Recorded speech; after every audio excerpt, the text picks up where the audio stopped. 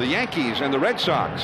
And the Red Sox with a chance to sweep a series, which they have not done at Fenway Park from the Yankees in 17 years. Alex Rodriguez will be hitting cleanup. Let's take a look at the New York Yankees batting order, turned in by manager Joe Torre. Johnny Damon back in the lineup in center field. Derek Jeter, shortstop. Bobby Abreu in right field, hitting third. Then Alex Rodriguez, 12 homers, 31 RBIs in only 16 games.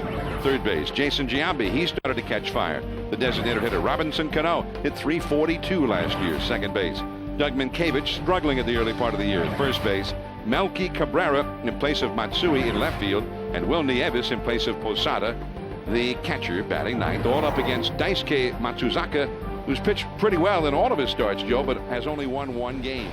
Well, I think he's going to find out how good he really is tonight, or how he matches up with all these major league hitters, because they're top hitters in this lineup.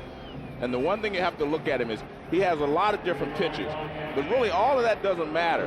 The thing that he does best is he disrupts the batter's timing with his pause and his delivery.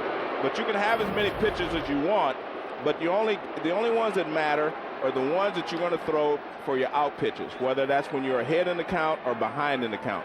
You have to have an out pitch. And I think his out pitch is a good fastball, the four-seam fastball, which he throws up in the zone a lot of times, and it works for him. He also has a fork ball, he has a cutter, he has all these pitches. But you have to get ahead in the count before you're going to chase a lot of those pitches. So the fastball is going to be the most important pitch for him tonight, and how he spots it. Well, here he is, ready to face Johnny Damon, as thousands of flashes go off all around the ballpark for the first pitch of the game, which is a called strike one.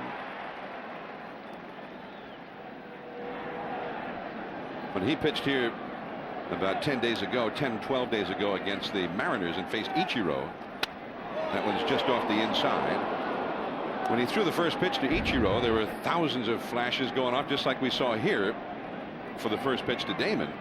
And Mike Lowell, the third baseman, said he was praying that nobody hit a hot shot to him, said he wouldn't have been able to see it. There were so many bright lights going off. Down and in, 95 miles an hour. And Damon had to jump back out of the way. 2-1.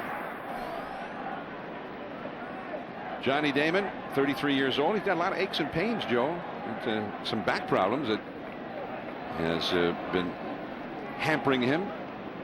He did not start yesterday's game, although he came in as a pinch hitter. He fouls that one. 2 balls, 2 strikes to count. Well, I don't think he would have played today, except they've lost the first 2 games here, and you do not want to be swept. If the Yankees were up 2-0 in this series, I think he would have set out. Posada's not playing tonight. He's got a sore thumb.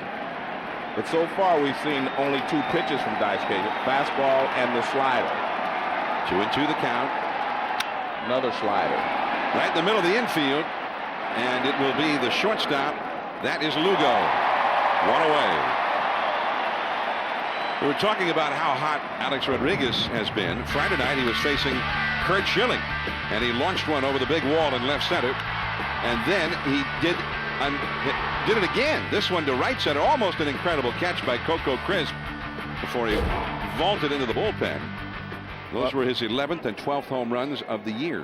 Well, the interesting thing to me is that he's getting hits. He's hitting the ball out of the ballpark on pitches they were getting him out with last year. Pitches away. Here's Derek Jeter.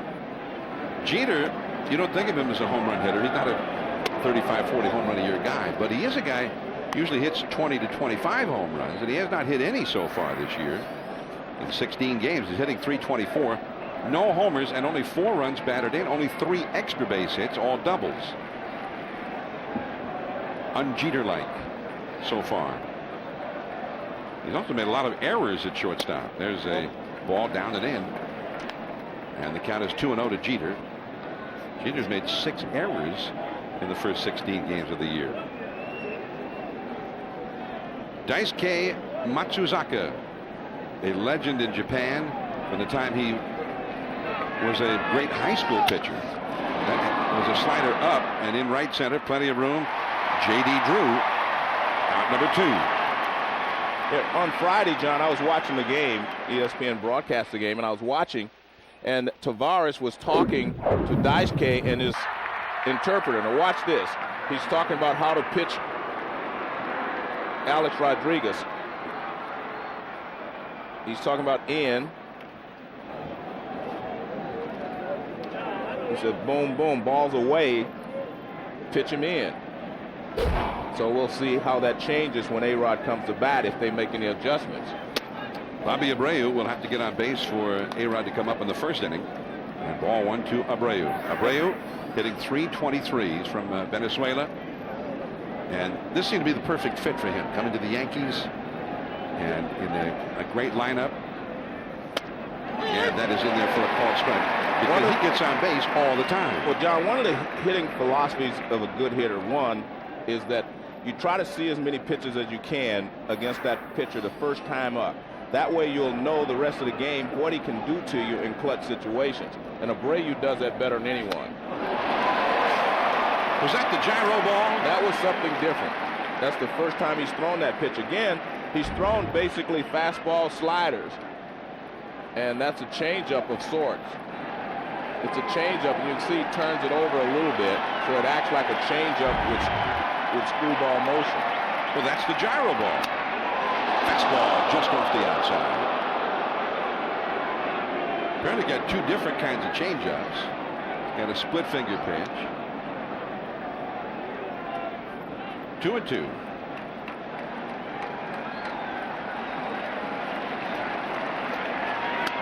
Backdoors him with a slider at 89 miles an hour, just off the corner. Well, Daisuke thought it was a strike. He started toward the dugout, clearly off the plate outside, but he started toward the dugout. Nice catch there by Veritek to pull it in and make it appear like it was a strike. 3-2. A-Rod would be next. And he came right back with it, and this time Abreu taking that last one. This time he fought it off. Well, we'll take a look at this. Is his menu. That's 8 pitches. You will not see all of those pitches to every hitter or even in one inning. What he'll do is find out what's working best for him that inning, and if he stays ahead in the count, he'll throw the bottom 4. If he doesn't, he'll use the top 4. 3-2, and it's a walk. Another walk for Bobby Abreu to keep the inning going for Alex Rodriguez. Yeah, but what he really did there, John, is he gave Alex Rodriguez a look at all of those pitches that Matsuzaki throws. He saw the fastball, he saw the slider, he saw the curveball, and he saw the changeup. Now, when you're in the on-deck circle, you watch all those pitches to see how much movement's on the fastball, where he starts the breaking ball, etc. And I think that's why Abreu hitting in front of Alex is so valuable for Alex. Alex Rodriguez, who has had a great career, and he gets buzzed. What you showed him talking with Tavares on Friday. Well, so you're not surprised to see him go up and in and actually hit Alex Rodriguez on his first pitch to him tonight. Well, I'm surprised that he hit him, but I thought he would go in. Now, Tavares is talking because, you know, Tavares has been in the American League for a long time. He knows hitters. And basically what he's saying is you have to come inside. He didn't necessarily want him to hit him, so he says right there coming around the letters and make him off the plate. Otherwise, he's going to hit the way. I don't think he was actually trying to hit him. I think he was just trying to come inside.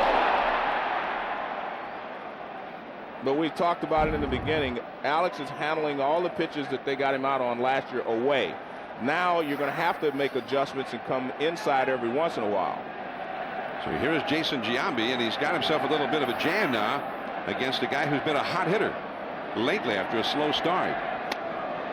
And the breaking ball in there for a called strike. Well, the one thing we have to look for with Matsuzaka also, John, is that he has struggled while pitching out of the stretch.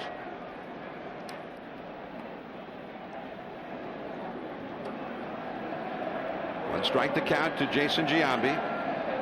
Abreu with 2 down had an Abreu at bat. Went to 3-2, and then he walked. A-Rod hit with the first pitch, a glancing blow. A changeup, left center field, into the alleyway. They'll have to chase this one. Up against the wall on 2 bounces. Abreu scores. A-Rod speeding around third, and he scores all the way from first on a 2-run double by Jason Giambi. The Yankees jump ahead. Well, remember when you face the Yankees lineup, it's a lineup full of all-stars. You got past Alex Rodriguez, but you could not get past Abreu and Giambi. And that ball's off the plate outside. Just an excellent hitting there by Giambi. It's a changeup away, and Giambi goes the other way with it. Clearly a changeup, and Giambi read it very quickly, and he just went the other way. A-Rod comes around third and scores easily. But again, he's had problems anytime he's gone into the stretch of making his pitches. But that was a pretty good pitch. That's good hitting by Giambi. Strike one, Robinson Cano now. One thing he's going to find out pitching to the Yankees, you can make good pitches and they can still hit you. Because that was an example of a good pitch by Matsuzaka, and Giambi showed how good a hitter he is by going the other way.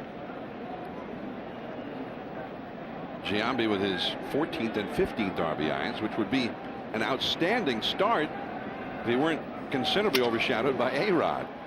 2 hops to second. Pedroia throws out Cano. But the Yankees get 1 hit against Daisuke and have 2 runs to show for it. Now the Red Sox are coming up. Big Papi will be up third against the rookie Wright. Yokosu Fenway Park, Abe. Welcome to Fenway Park. Sunday Night Baseball. I'm John Miller with Joe Morgan and Peter Gammons. And the Red Sox come to bat down 2-0. Here's the Boston batting order now, presented by Taco Bell. Julio Lugo leads off, shortstop. Kevin Youkilis, first base. David Ortiz starting to heat up big time. 5 RBIs this weekend. Manny Ramirez, he says tonight is the night because he's been slumping. J.D. Drew, right field. It'll be Mike Lowell at third base. Jason Varitek had a huge weekend, the catcher. It'll be Willie Pena in center field for Coco Crisp, who was a late scratch from the lineup, and Dustin Pedroia at second base, batting ninth, the rookie, off to a slow start as well. And on the mound for the Yankees is a rookie from Texas, Chase Wright. He made his major league debut on Tuesday, Joe, and he won it thanks to some considerable offensive support. He had an 8-1 lead after 2 innings in that game against Cleveland. Well, Joe Torre said that what he's impressed with in spring training, he has great poise and he has great command of his changeup. Julio Lugo leads off, and he's off the outside for ball 1.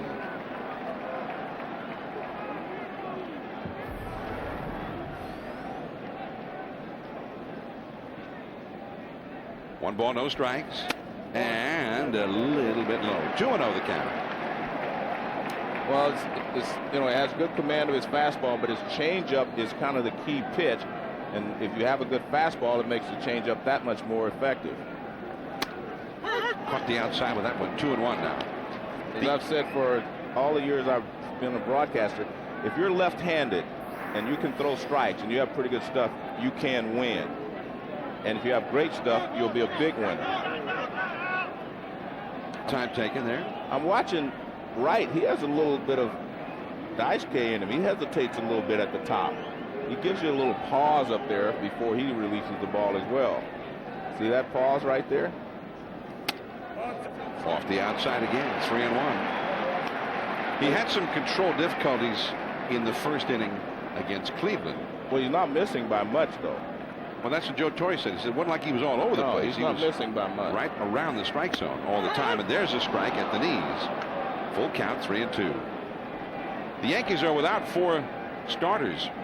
Carl Pavano, Chin-Ming Wong, Mike Messina, and they just got the 4th one, who's maybe a 5th starter at best, Jeff Karstens, and there's ball 4, so Lugo leads off with a walk.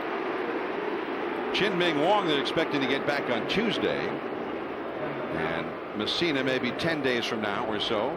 Pavano, Joe Torre said they still have no idea.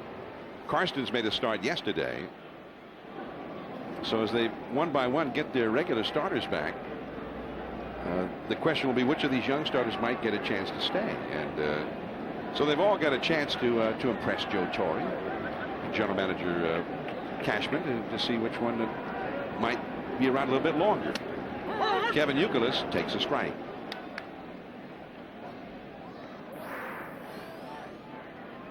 Youkilis, you were born in your old stomping grounds there, Joe. Cincinnati. Some pretty good ball players come out of Cincinnati. Correct. Or came from other places and went there. Yeah, that too, but there were some good ones from there too.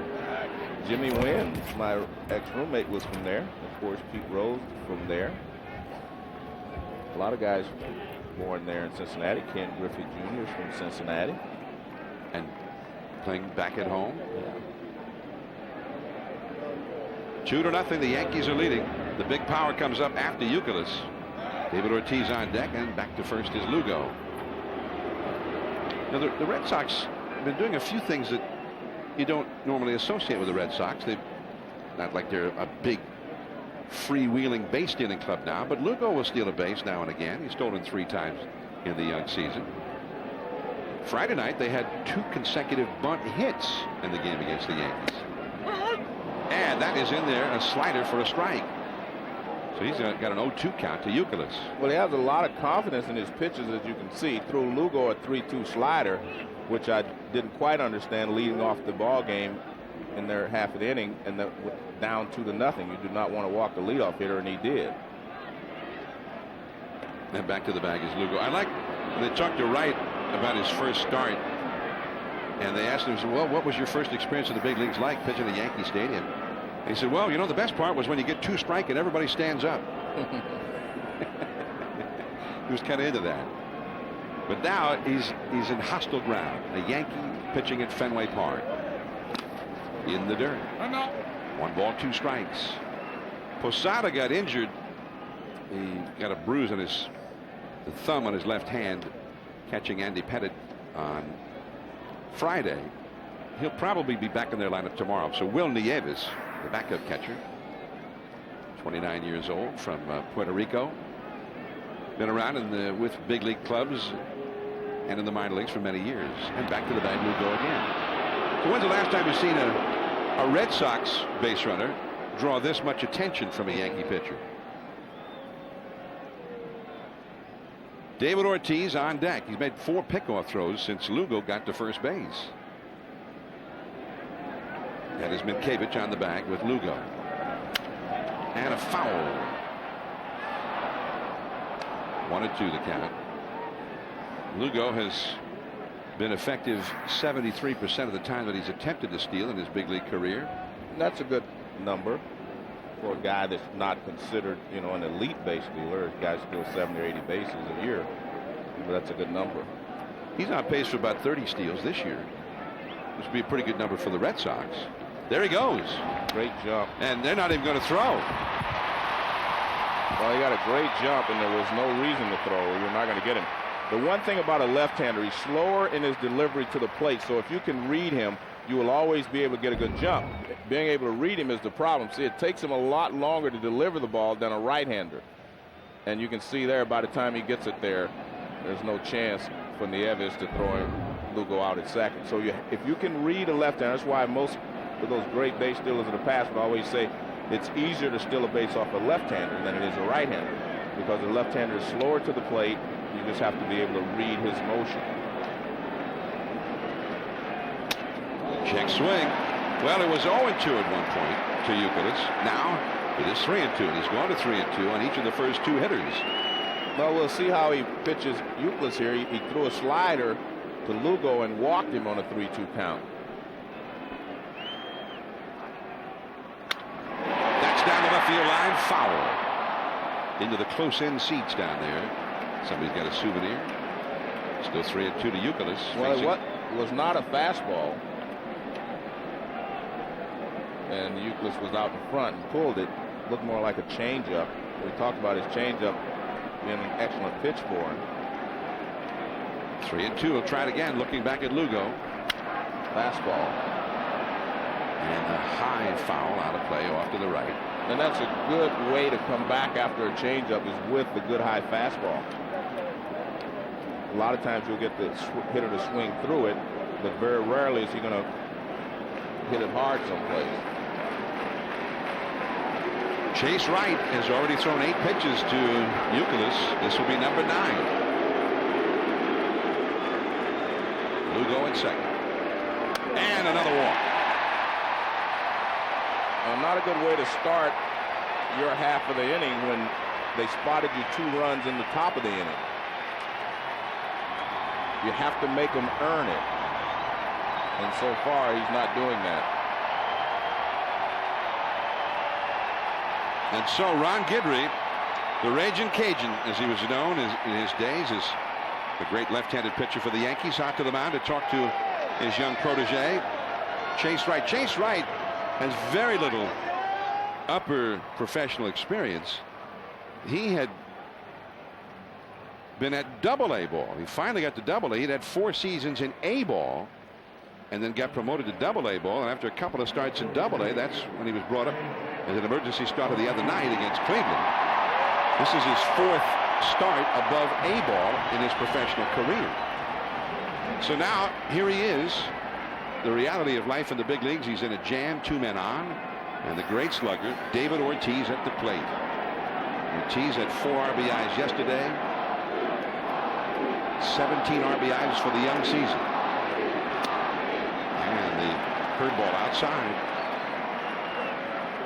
Joe, I noticed the flag in center field. There's a pretty good breeze blowing straight out toward left.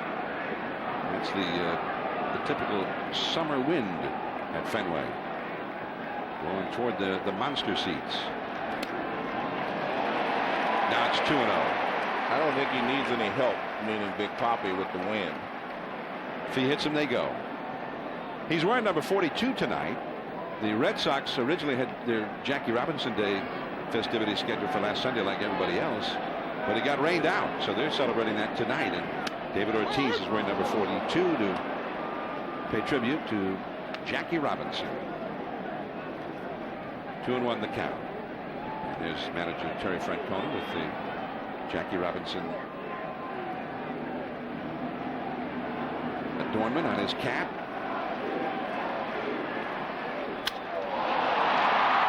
Soaring fly ball. Abreu tagging at second is Lugo. Abreu's got a very strong arm, and Lugo is not going anywhere. He got away with that pitch. So 1 out. Manny coming up. Let's go to Dave Revson for a Sports Center 30 at 30 update.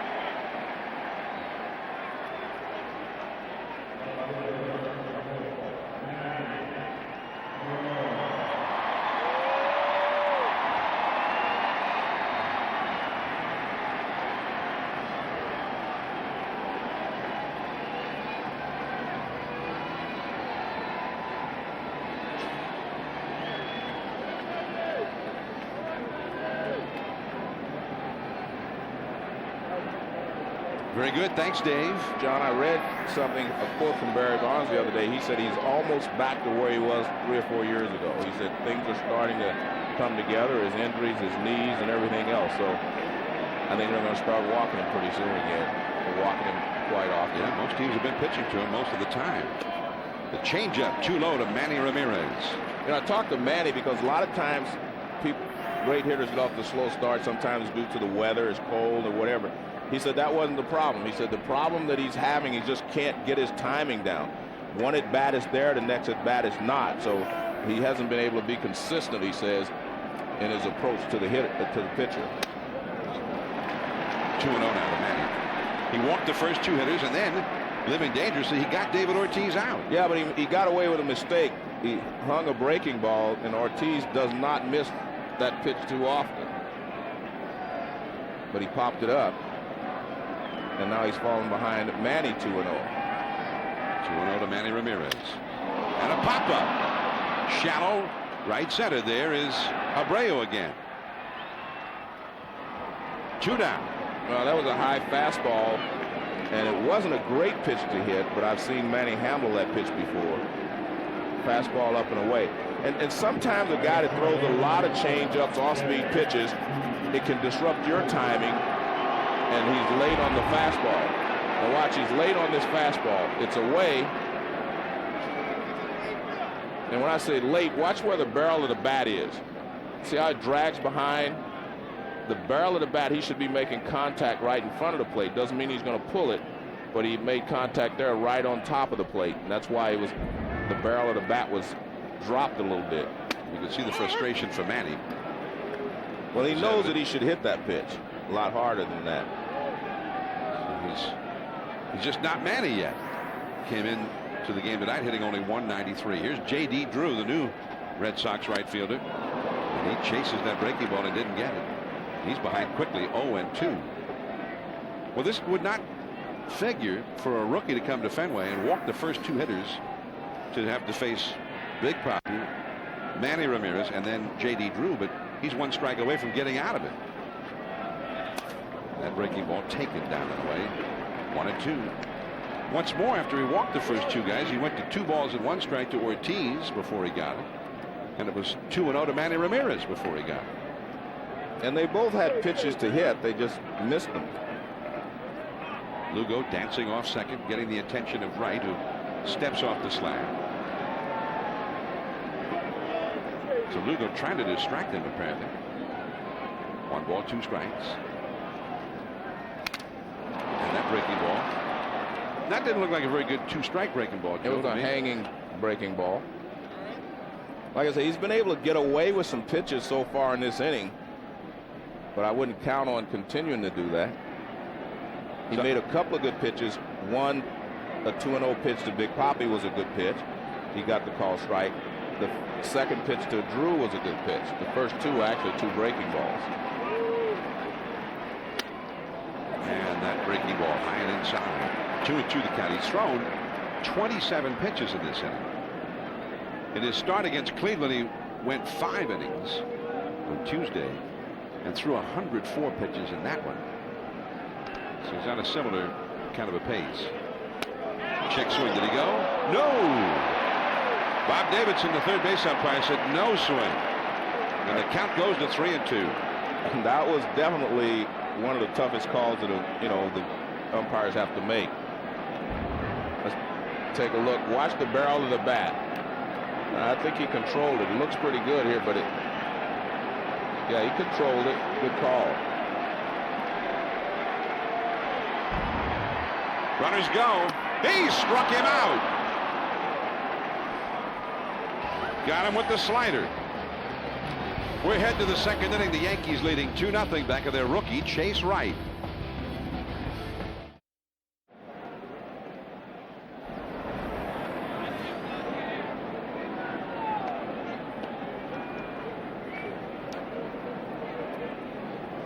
Yankees 2, Red Sox nothing as we start the second inning. Daisuke Matsuzaka back to work facing the 7th place hitter, Doug Minkiewicz, who will lead it off for the New York Yankees. I'm John Miller with Joe Morgan. Peter Gammons is also here with us. And Daisuke throws him a called strike at Peter. Matsuzaka has impressed everybody with his composure. Well, John, I think one of the things that his teammates have really been surprised at is how, when he gets into jams, he's able to dial it up and throw a lot harder, which is usually the measure of a very, very good pitcher. And a foul back out of play. But that's not all they're impressed with, right? He's a pretty good athlete. One of the things Jason Vanacek was saying that what amazes him how athletic he is. He has very, very light feet. He won several Gold Gloves in Japan. He's an outstanding fielder who actually likes to take ground balls at shortstop a lot of times. But he's very athletic, and it really helps him with repeating his delivery as well as fielding his position.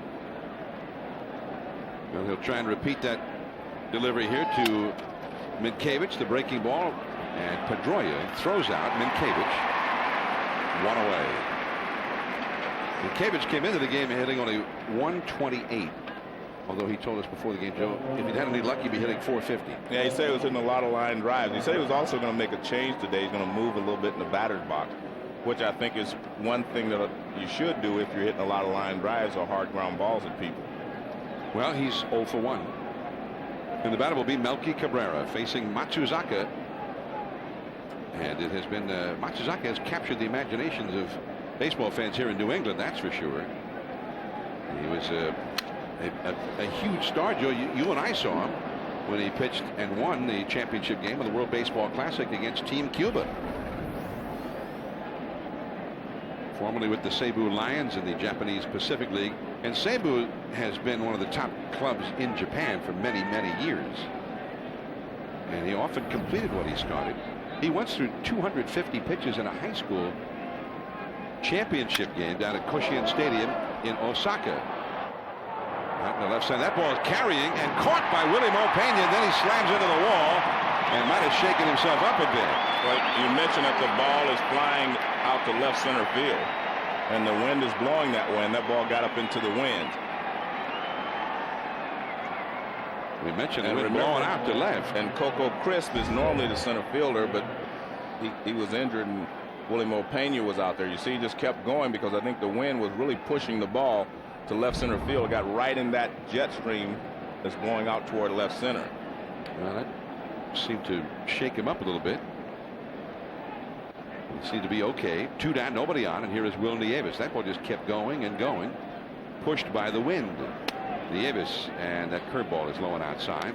1 ball and no strikes. And watching Matsuzaka, John, I mean, he just looks like a good pitcher. I mean, he's not doing any trick things or whatever. He's got a hesitation in his motion, but basically he's been fastball, slider, and a curveball, and then he throws a changeup when he gets ahead of the hitters. There's another fastball. It was right to Lowell, and Daisuke has a 7-pitch second inning. 2-0 Yankees. Lowell will be coming up, then Varitek when we come back.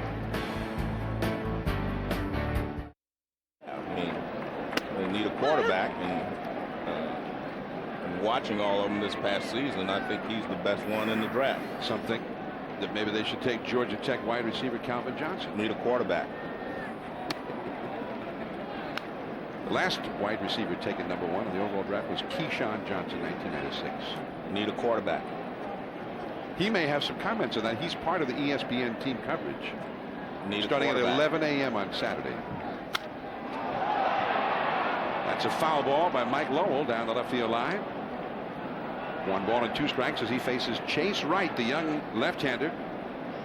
Just glad to be here. Joe Torre said that the first time he met Wright came to Torre's office, and he said he had that little twinkle in his eyes that makes you feel good. Strike 3. There's that great changeup we talked about. Now let's take a look on the nationwide K zone. Beautiful changeup, and watch how far out in front Lowell is. Way out in front. And it's interesting because you can see the grip, he chokes it. But it's interesting because the catcher gave a sign, make sure you bounce it, which is good. He didn't bounce it, but at least he kept it down. You know, I'm impressed by that strikeout because Lowell was struck out in his first at bat of opening day and had not been struck out since then. He'd gone 62 consecutive plate appearances without striking out against anybody until Chase Wright got it. So that's impressive, Joe. Very impressive. I mean, 62 at bats without a strikeout. It's pretty good. Did you ever have a stretch that long? I can't remember. So, Joe, you just never remembered your strikeouts is the problem. That's probably correct. 2-1 to Jason Varitek. Varitek's had the hot hand this weekend. He's had 5 hits and 8 at bats, 3 runs batted in, a home run. He got one of the back-breaking hits against Mariano Rivera in their comeback on Friday. There's Abreu calling off Cano, out number 2.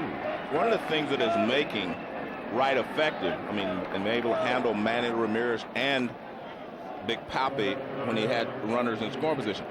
His fastball is sneaky fast. After all those changeups, all speed pitches, when he throws the fastball, the barrel of the bat is dragging on everybody. They're a little late getting to the fastball, and we saw it right there with Varitek. He was late getting to the fastball. So he has to watch his motion. He hesitates a little bit at the top, and he had that slow, easy delivery. And ball 1 to Willie Pena. Pena, very powerful right-handed hitter from the Dominican Republic. And he was part of the deal that sent Bronson Arroyo to the Reds in spring training of last year. And there's that changeup, Joe. Right now, the key is that he throws so many changeups. He's starting with a change. He throws another one. That when he does throw the fastball, you're just not ready for it. Now we'll have to see how they adjust, you know, the second time around. But so far, he's been able to handle them because of that. In at the knees. Strike 2. Well, they had their shots at him in the first inning and could not get it done. And now he's threatening a very quick second inning. A slider in the dirt. 2-2. In that first inning, he threw 29 pitches. A very laborious inning. He It seemed like he was behind every hitter that he faced. Well, I thought the mistake was a 3-2 slider to Lugo got him in trouble when he walked him. Now you're in the stretch right away. 2-2. And now 3-2. Sometimes it looks like the only pitch he really has total command on is that changeup. Yeah. 3-2 the count. Dustin Pedroia, the rookie second baseman, would be next. 2 down. And he walked him with a changeup. His third walk.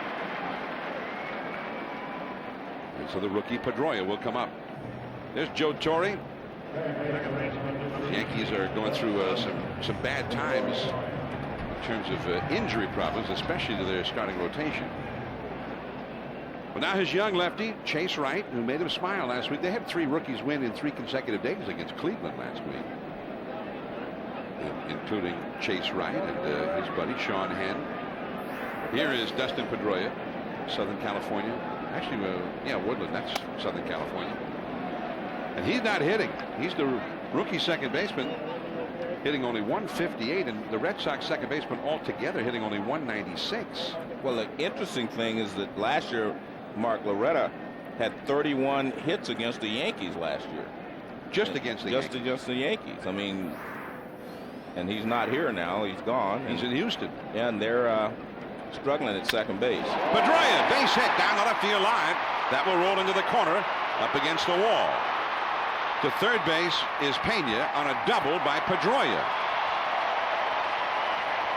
So the slumping Pedroia is the guy, not Big Papi, not Manny. It's Pedroia who gets the first hit against Chase Wright. Well, you cannot continue to pitch from behind and give in. Here's a fastball, not a bad location. It's toward the outside corner. That ball was by Alex Rodriguez before he could react. So he's in looking for the bunt, and see that ball's by him before he can react. It's the life of a third baseman if you have to play in to guard against a bunt against a right-handed hitter, and he pulls one sharply down towards you. So now Julio Lugo could tie this game with a base hit. Lugo, who walked his first time. That, by the way, was the first extra base hit by Pedroia this year. He'd only had 6 hits of any kind. Lugo has driven in 5. Changeup, did he swing?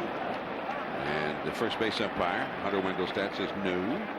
The problem I see with Wright at this point is he's falling right into a pattern. I mean, he's not going to throw you a fastball unless he's ahead in the count, or he falls way behind in the count.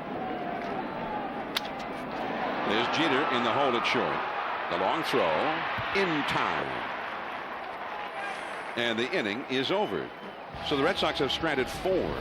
Top of the order, Damon, Jeter, Abreu, A-Rod due 4th. And there's Quincy Market, a landmark in Boston. You can buy just about anything there, Joe, including good food. Faneuil Hall, historic part of Boston, an historic locale with a very rich history. Unfolded here in Boston as part of the beginnings of this country. Johnny Damon right past Daisuke and into center field, a base hit. First hit of the series for Damon, who had gone 0 for 7 this weekend until now. Well, I think you'll see the difference, you know, the second time through the lineup, just to see how they react to Daisuke. This is a fastball away, and Damon just reaches out and drills it back through the middle for a base hit. He didn't try to pull it. Right back through the middle. Actually clips his left leg. Yeah, got a piece of it. Ricochets off into center field. So now Derek Jeter. Here come the Yankees again. When you're at this part of the order, it's almost like you're in trouble before you even throw a pitch. Well, and the problem is every time he goes into a stretch, it seems that he loses a little something on his location and on his velocity. And that's holds true with a lot of pitchers. Yes, exactly.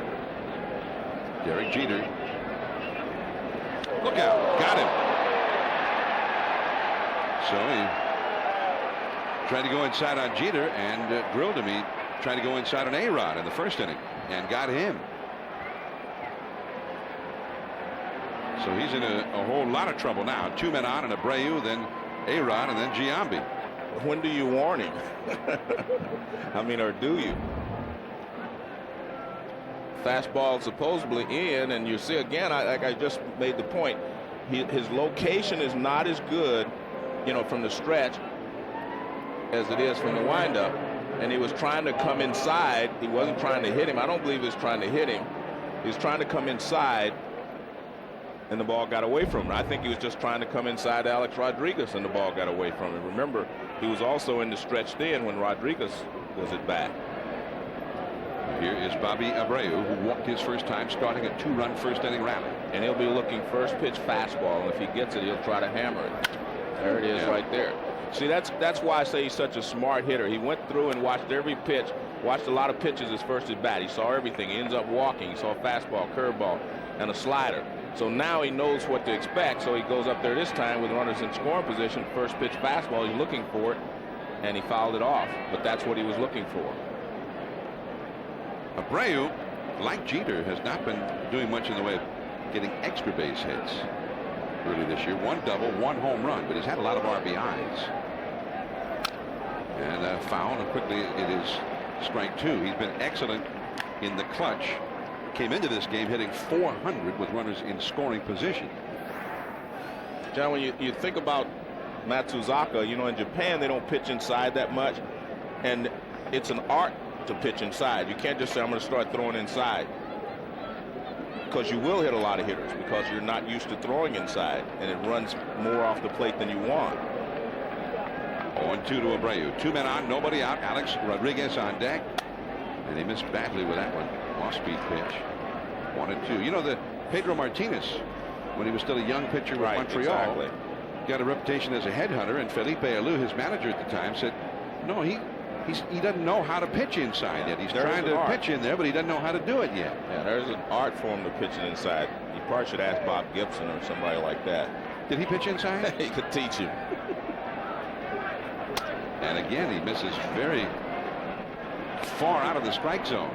Again, I mean, it bears repeating because you can see the difference in his release when he's in the stretch as compared to the windup.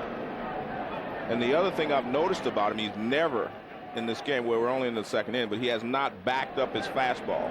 He's never thrown 2 fastballs in a row. 2-2 to the dangerous Abreu. 2 men on, nobody out. The splitter, strike 3 called, and Abreu disagrees. Well, I think he was actually just fooled by that pitch.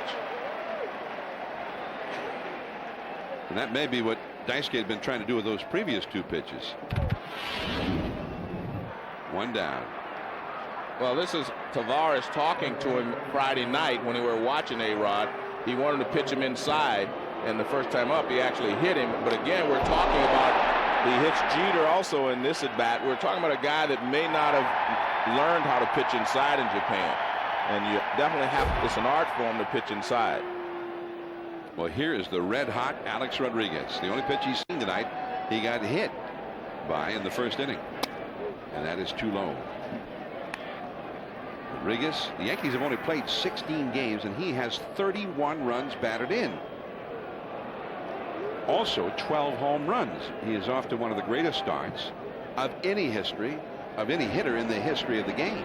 And he's a very relaxed player now. I think that's the biggest key. He's got 2 men on at the knees for a called strike. Alex Rodriguez is hitting .389 with runners in scoring position. I'm John Miller with Joe Morgan and Peter Gabbins. We're at Fenway Park, Sunday Night Baseball. If you have just joined us, the Yankees got 2 runs in the first inning after A-Rod got hit by a pitch. Giambi hit a 2-run double. Now here's A-Rod with Giambi on deck with 2 men on base, trying to do some of that damage that he has done so much of early this year. He chased that hanging breaking ball on the outside, fouling it back. Well, he has made adjustments this year to how they got him out last year, and that was breaking balls away, fastballs away. And when you see him go out to get a ball like that, even though it's not a strike, you can tell that he's right on top of everything. He's made the adjustment. Now they're going to have to make the adjustments and come inside, and that's what Matsuzaka was trying to do the first time up, but he hit him. You're going to have to keep him honest inside. Daisuke with Damon, who singled at second. Jeter, whom he hit at first. 1 out. 1 and 2. Strike 3 call on the inside. And I think it's great because you're watching. When I watched the game on Friday, I watched Veritek, and they just set up outside, and then they'd come inside occasionally. But today, you can see they're making a conscious effort to pitch him inside, even though they hit him the first. See the target? Inside. See where the target is? They're staying inside. There's a breaking ball away. You don't want to hang a breaking ball. But you see another pitch inside, and that's the key. That's a little cutter that catches the inside part of the plate. That looked like Mariano Rivera. Here is Giambi, same spot which presented itself for Giambi in the first inning. 2 out, but 2 men on. In that instance, he hit a double to left center for the 2 runs with which the Yankees lead the game right now. 2-0 New York in the third. Well, he started him with a fastball, and like I said, he has not thrown consecutive fastballs in this ball game yet. You have to keep the hitters honest, even if you don't throw a strike. There it is, a high fastball. That's what you want. If you're going to throw one fastball and then go to something else, the hitters are going to see that, and they'll be looking for something off speed the next pitch. So you waste one, and that's what he did there, just to make sure that they're not sitting on off-speed pitches after the fastball. Giambi hitting .391 with runners in scoring position, including tonight. Got jammed and a little bloop fouled into the seats just behind third base. Nice pitch, a little cut fastball on the inside. But he also knows that Giambi hit the changeup. There was a pretty good changeup away last time he went to left center field. So he might be thinking, well, he's sitting on the fastball, on the off-speed stuff. Well, he's ahead of him now, 1 and 2. And the crowd rises to the occasion, trying to offer its support to Daisuke Matsuzaka. And he's having to earn his money in this inning, Joe, against this lineup after he got into a hole with Damon and Jeter on base, nobody out. But he struck out Abreu, and then he struck out A-Rod. And he's ahead of Giambi, 1 and 2. Anytime you face this Yankee lineup, you've got your work cut out for you. He goes away with a fastball. Our radar gun said 97 miles an hour. 2 and 2. So he can get a little extra on that fastball when he wants to. The Hita in Japan, they call it the heater, the Hita. 2 and 2 the count. Damon at second, Jeter at first.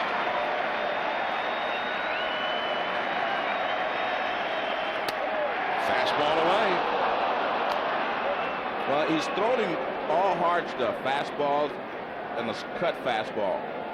He hasn't seen anything else in this at bat. What if he'd thrown that fastball, the same fastball, but over the plate and up like that? Well, yeah, well, that's what he was trying to do, I think. But I mean, the point is, he hasn't seen anything but hard stuff. If you want, this would be a good time to throw him something off speed. Damon and Jeter, they run. Bloop, and out there already, Pedroia still going out. He can't get it. Coming in to score is Damon. Going to third is Jeter, and holding at first is Giambi.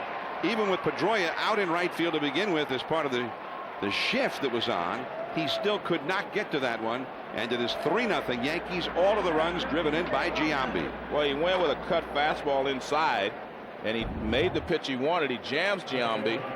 See, it cut in on him, and it hit him right on the fist. But Pedroia made a great effort to get there, but he couldn't come up with it. Right off the fingertips of his glove. Well, if he'd just been a couple of inches taller, I think he would have had that one. I don't say things like that. Or had a better vertical leap. I don't say things about short people. Here is Robinson Cano. Well, you're the one who said he was short. I didn't say anything about that. I just said if he'd been taller. Robinson Cano. And the splitter. That is just foul. Man, did he smoke that one. It's interesting that Robinson Cano is named after Jackie Robinson. We celebrated his 60th anniversary of his playing the major leagues last week, and some of the people here are celebrating it this week. His dad, Jose Cano, was signed by the Yankees. He didn't play for the Yankees. He played for the Astros. He played about 5 games in the big leagues for the Astros, and he always admired Jackie Robinson, so he named his son Robinson Cano after Jackie Robinson.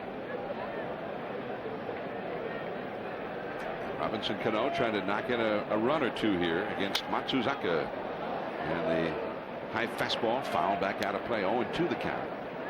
Cano grounded out to second his first time. He said his dad in the Dominican Republic, and there's a Jackie Robinson, a couple of Jackie Robinson fans, and he said his dad down in the Dominican, because games weren't televised very often in those days, but he used to listen to Brooklyn Dodger games, and Jackie Robinson in particular, on the radio. And Daisuke puts him away with hard stuff. So he strikes out the side, but the Yankees add a run. Now the big hitters, Youkilis, followed by David Ortiz and Manny Ramirez coming up. Kevin Youkilis leads off for the Red Sox. We're at Fenway Park. The Yankees have a 3-0 lead for their young lefty, Chase Wright, who delivers inside for ball 1. Chase Wright, 4 years in A ball, and Peter Gammons, how is it that all of a sudden he's one of the Yankees' bright young prospects and here in Fenway?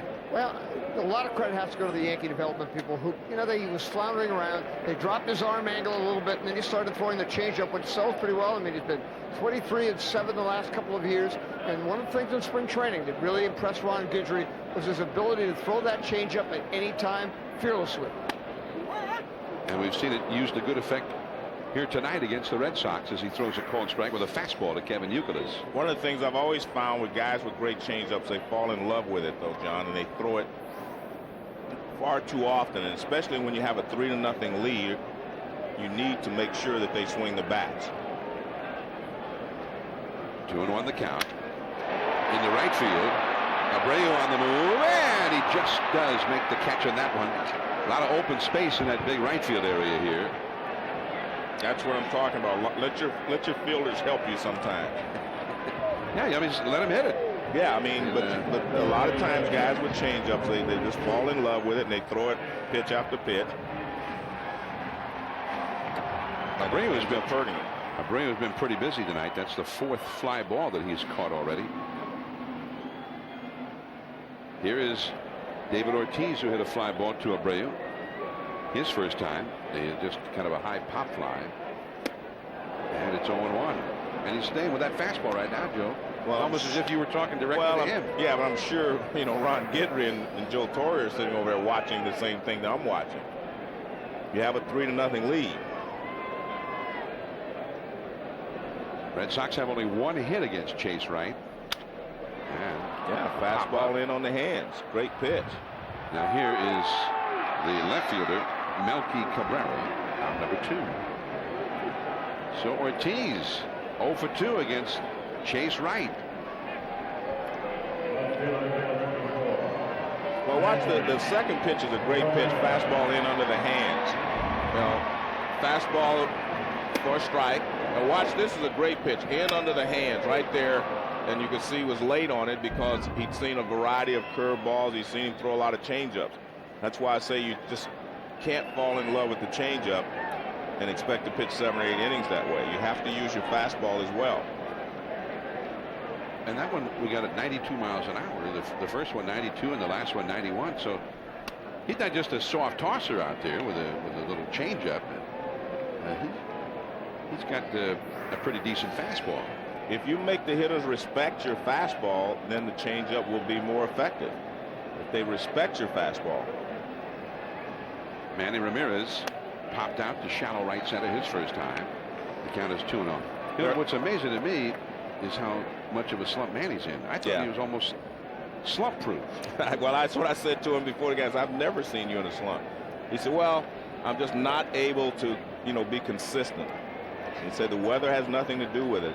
It's just that he's not in the rhythm. So one homer, 1 double for the whole season up till now. He hit the home run on Thursday up in Toronto.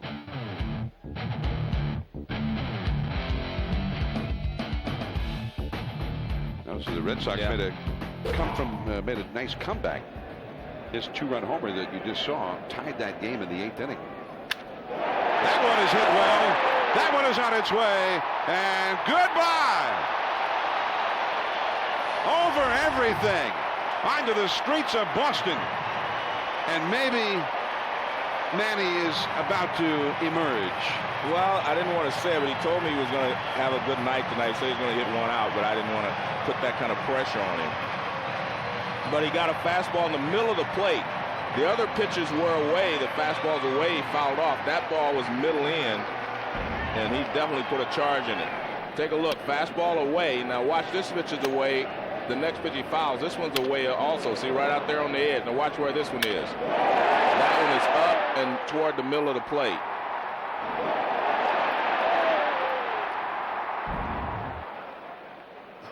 And strike one on the off-speed pitch to J.D. Drew, who struck out his first time.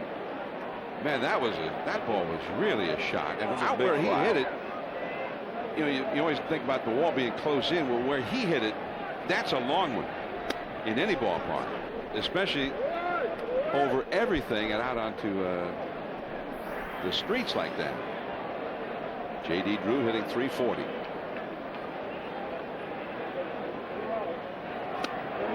And that breaking ball, it's 0-2, or rather, yeah, 1-2 now.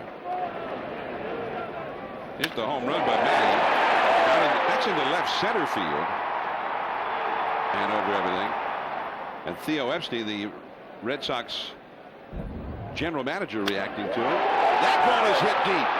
J.D. Drew has gotten a hold of one. On its way and out of here. Into the bleachers. Consecutive home runs from Manny Ramirez and J.D. Drew. Well, he had thrown J.D. Drew a lot of breaking balls, and he got them down. He hangs this one, and J.D. Drew deposits in right center field. Maybe he does have to do more than throw strikes. But watch, it's a hanging breaking ball. Look at that. Well up in the zone.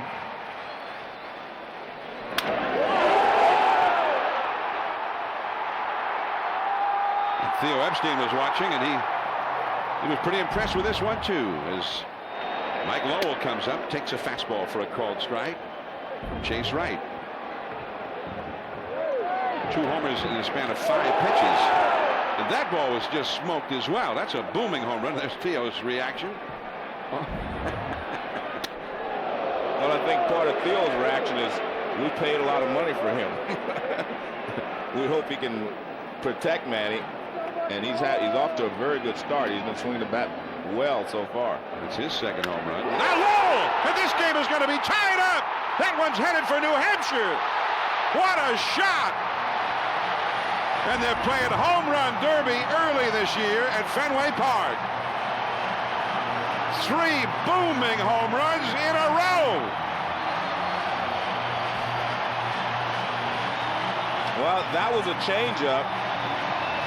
It was down. It wasn't a high changeup as J.D. Drew's breaking ball was. But Mike Lowell was probably sitting on the off-speed pitch and hit it out of the ballpark.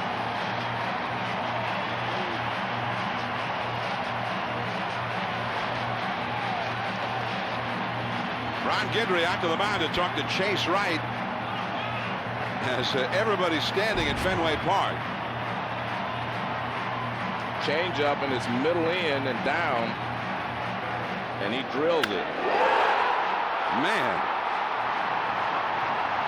Manny Ramirez was watching it from the dugout.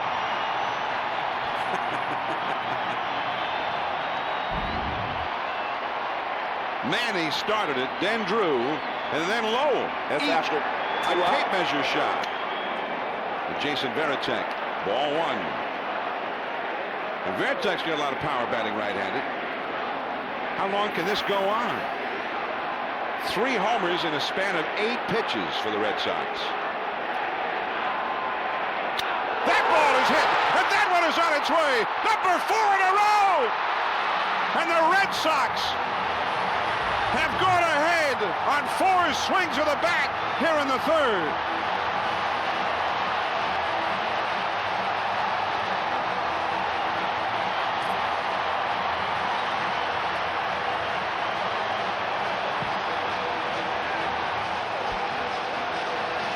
Well, Well, I've never seen anything like that, John. I've never seen 4 home runs in a row. Well, hardly anybody who has ever been at a baseball game has seen 4 in a row in a big league game.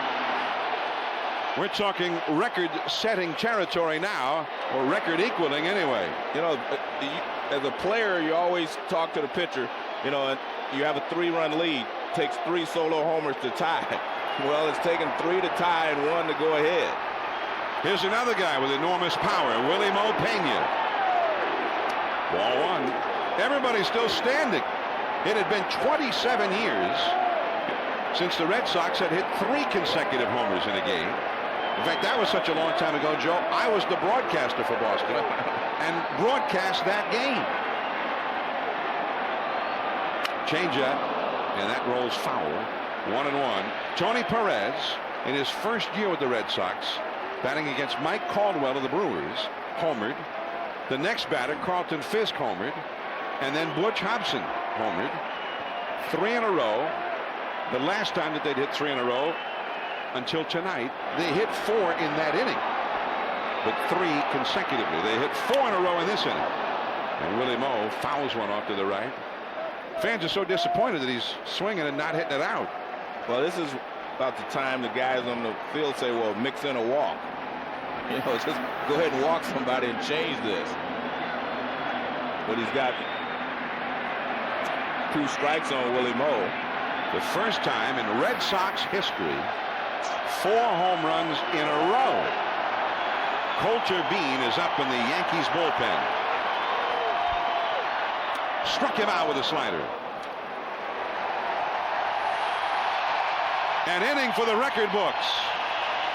And they appreciate it here at Fenway Park. The Boston's Red Sox with an astonishing turnaround. It started with 2 down and nobody out when Manny hit a big fly. Then J.D. Drew got his turn, and it was a tape measure shot.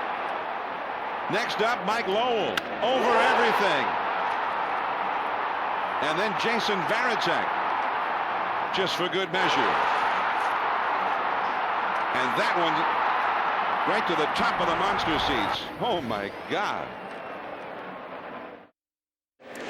The crowd is still abuzz at Fenway Park. We've got ESPN Sunday Night Baseball. The Yankees' 3-0 lead has disappeared in 4 swings of the Red Sox big bats. 4 consecutive home runs. The first time in Red Sox history that has happened. Manny Ramirez, J.D. Drew, Mike Lowell, and Jason Varitek hitting home runs one right after the other in a 10-pitch span by Chase Wright. So now Daisuke, touched up for 3 runs in the first 3 innings, goes to work here in the 4th with the lead. Well, let's see how he responds. I mean, when you're down and all of a sudden you get the lead, there should be a response from Daisuke.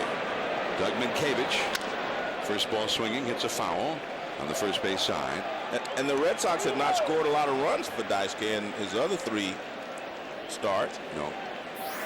They'd only scored 5 runs in the games that he had started this year. In 3 games, only 5 runs. So they owed him a few. Minkiewicz grounded out his first time, hitting 7th in the order. Melky Cabrera and Will Nieves will follow. And that is fastball out of play.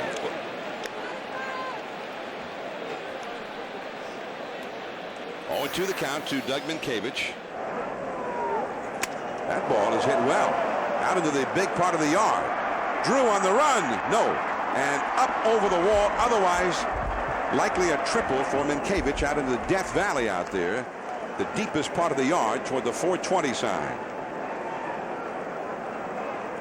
4 home runs. It had never happened, not 4 in a row in Red Sox history until the 3rd inning against Chase Wright, and Manny hit the first one, Joe. Well, it was a high fastball, and then this is a high curveball. And then he hits a changeup from Lowell, gets a changeup, and then a fastball to Varitek. The one thing they had in common, all of them were high pitches, except Lowell's was a changeup that was down. And I feel like you can hit the low changeup a lot better than you can the high changeup.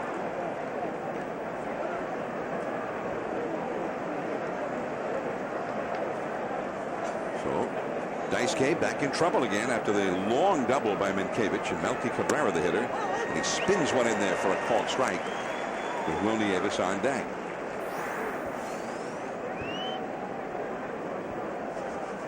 The last time an American League team hit 4 consecutive homers, we told you about the Dodgers doing it last year in the National League. It was the Minnesota Twins in 1964, 43 years ago. Fastball away, and they hit 4 in a row. That was one of the great home run hitting teams of all time, Joe. The Harmon Killebrew, Bob Allison, Don Mincher, Jimmy Hall.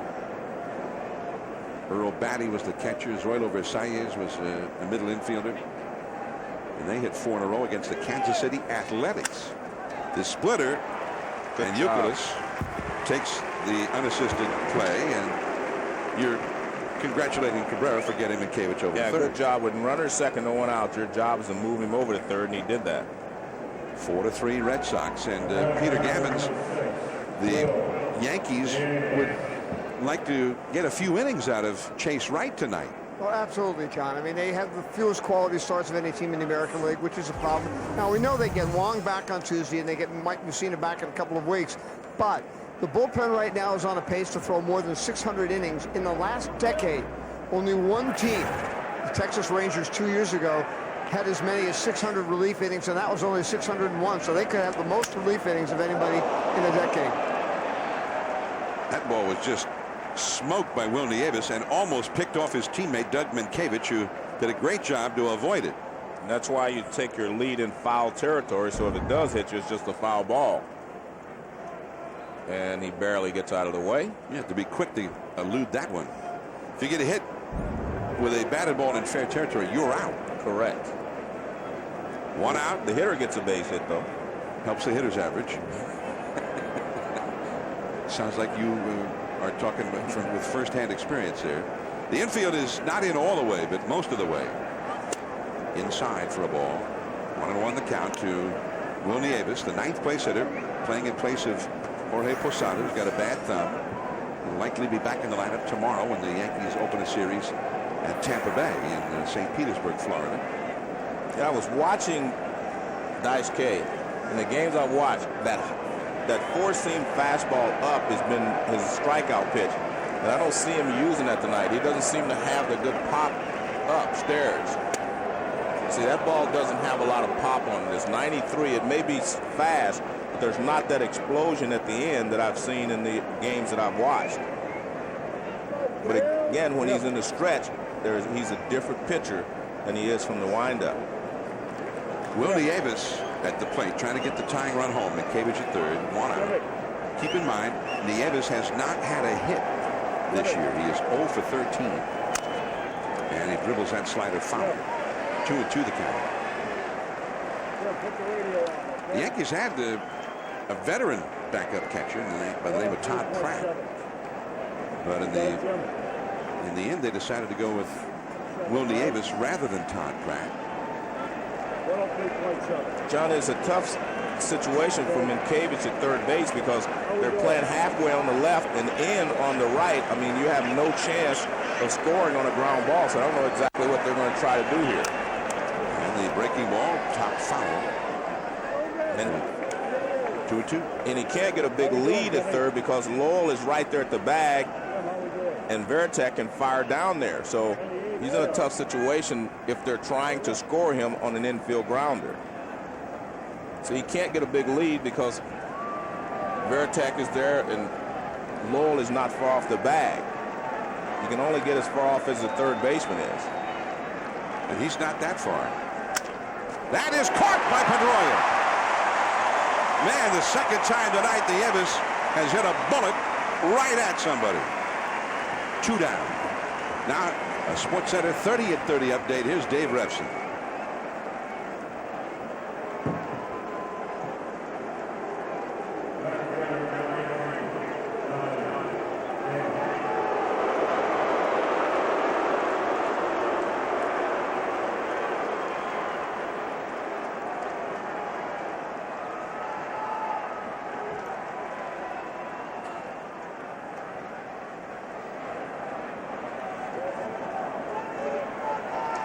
Now Johnny Damon He got a lusty boo as he was introduced here at the park where he used to be cheered lustily. But he's a Yankee now. Damon has popped to short, singled, and scored a run. Now he's trying to get an RBI, get that tying run home from third. McCaviage led off the inning with a double. A check swing foul over toward the Yankee dugout. 1 ball and 1 strike the count to Damon. ESPN's Monday Night Baseball telecast tomorrow night will feature Derek Jeter and these Yankees down in St. Petersburg against the Tampa Bay Devil Rays. Casey Fossum against Kei Igawa. 7 o'clock Eastern. Available in high definition on ESPN HD. Igawa, who won his first game just a few days ago against Cleveland. That change up, and Euclid will take it, and he gets out of it. Still 4-3 Boston. Joe Torre will visit with us from the Yankee dugout in 60 seconds. Back at Fenway with Joe Torre in 60. Boston ahead. We're pleased to be joined now by Yankee manager Joe Torre from the Yankee dugout. Joe, welcome to Sunday Night Baseball. Thanks, John. Hey, Joe, it seems that you've been battling this the last 2 years. Injuries at the beginning of the season. Well, actually, yeah, the last 3 years. Probably 2 years ago was the worst when we had those pitching woes and guys injured, and we didn't have really any reservoir to come to get somebody from. But Joe, you played the game. You have to really play the team you have on the field. You can't be sitting there lamenting what you could have and what you don't have. You have to just deal with what you do have. And we've been pretty good. Our lineup goes out there and fights, and they're going to get the job done. What about you just making a pitching change? Yeah, I just felt the kid, 4 homers in a row is a little tough, and we just wanted to get him out of there right now and bring in Coulter Bean. All right, good luck, Joe, the rest of the way. Thanks, Joseph.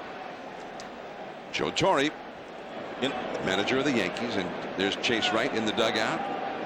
John, that's why he's such a good manager. I mean, just that point of taking Chase out, because 4 home runs in a row. He made the point. I mean, you don't want a guy to be shell-shocked up here in the big leagues. I mean, we haven't seen anyone give up 4 home runs in a row. I haven't ever, but he doesn't want that to be this guy's downfall and go back out there and get beat up. Dustin Pedroia facing Coulter Bean in from the Yankee bullpen. He is huge, 6 feet 7 inches tall. He is 26 years old, from Scottsdale, Arizona, born and raised there, although he went to school at Ole Miss. A little bit outside, and he's got that odd release point, Joe. I mean, odd compared to what hitters are used to seeing. He's got a tuck. He tucks the ball, which hides the ball a little bit more, and he's large enough that you can be a little shaky in the batter's box. He just brought up this weekend from the minor leagues, and he's down and in with 1. 2-2 to Pedroia, who doubled his first time in the 2nd inning. By the way, you mentioned you've never seen a pitcher give up 4 consecutive home runs before. I don't think so. Well, remember. There's only one other pitcher in history to have that happen. Oh, well, then I didn't see it. When the Dodgers hit 4 in a row last year against San Diego, they had 1 pitcher, and after a couple, they brought in somebody else. Down the left field line, and Melky Cabrera gets there.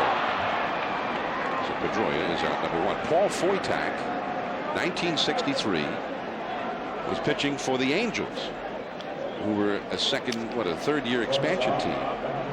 And he gave up 4 straight home runs to the Cleveland Indians in 1963. That occurred 44 years ago, and now it happened for the 2nd time to 1 pitcher. So often, I guess, I guess you can't even use the word often. 4 home runs in a row had not often been done. But most of the time when it's been done, apparently, the 1 pitcher was removed before it got to 4. Julio Lugo. The game I did in 1980 when the Brewers were here, when the Red Sox hit 3 consecutive homers, they hit 4 homers in the inning against Mike Caldwell.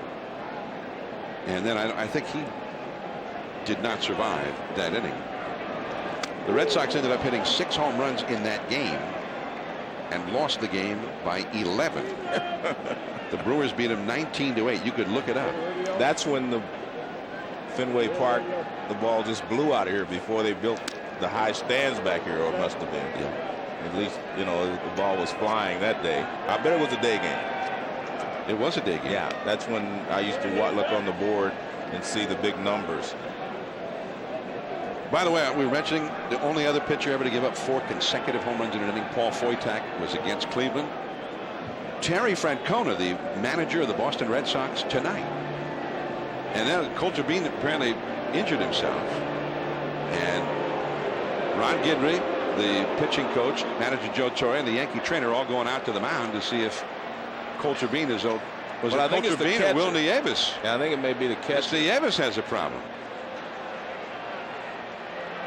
Yeah, the way he may have stuck his right hand in there a little too quickly. Well, he is hurting.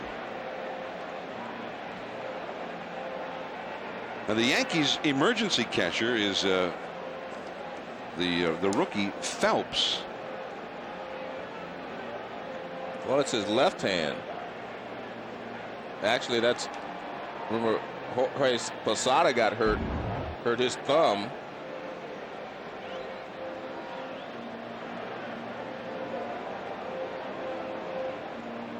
Well, I didn't see anything there, but obviously he's in pain, as you see comes up. Well, it hit off the thumb of the glove. Well, it actually hit in the pocket, looks like, John. I don't know. Maybe his hand was twisted.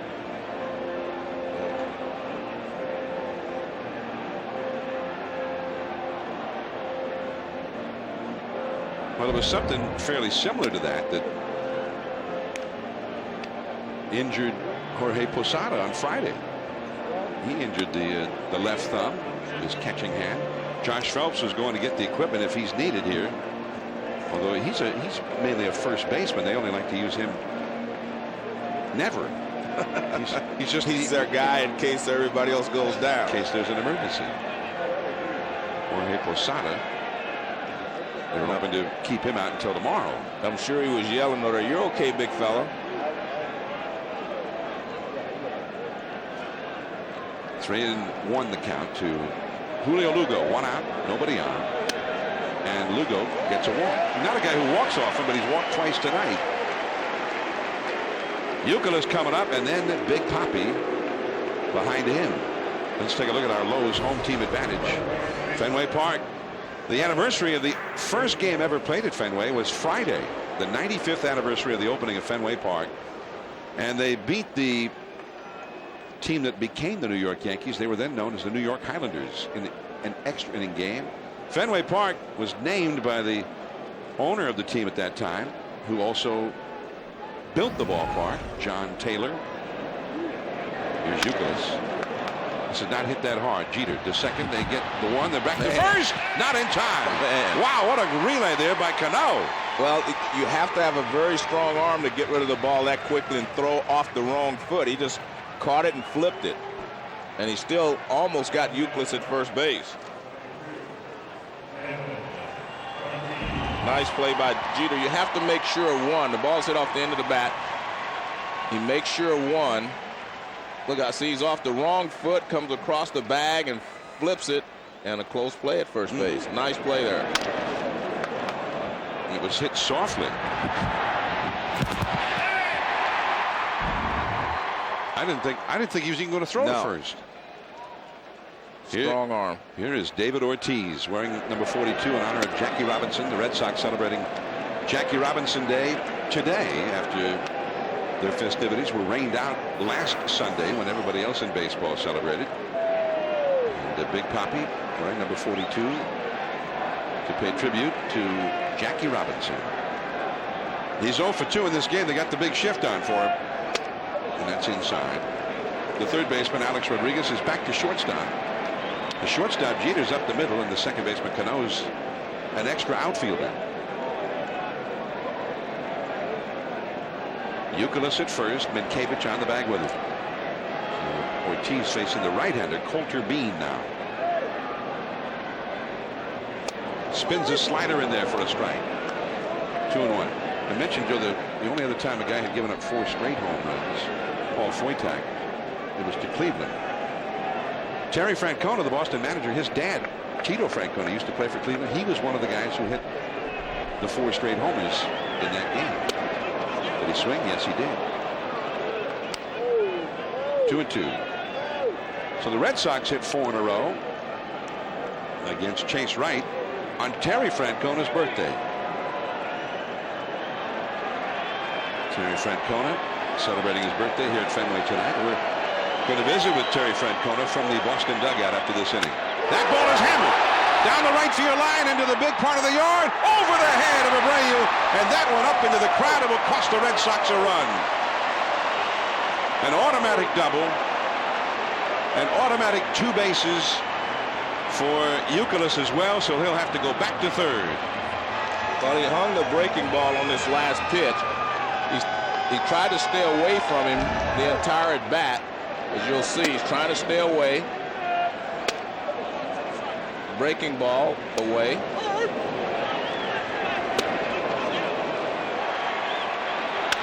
there's a hanging breaking ball. He didn't quite get extended on his why that ball was sinking. He didn't have the carry on it. Got a little more topspin on it than he would have liked.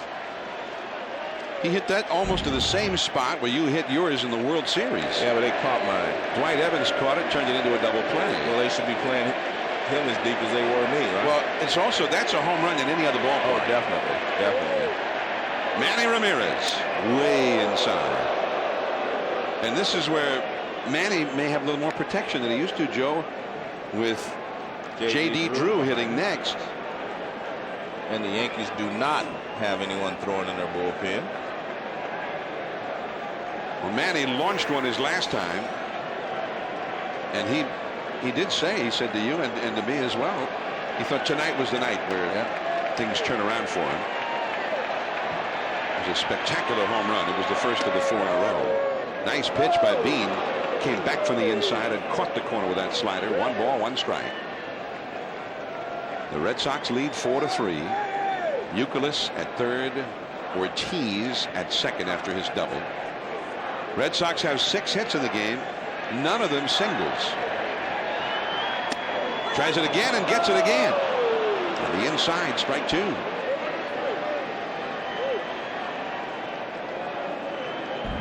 Well, let's take a look at the nationwide K zone. He spins it, as you said, John. Big breaking ball.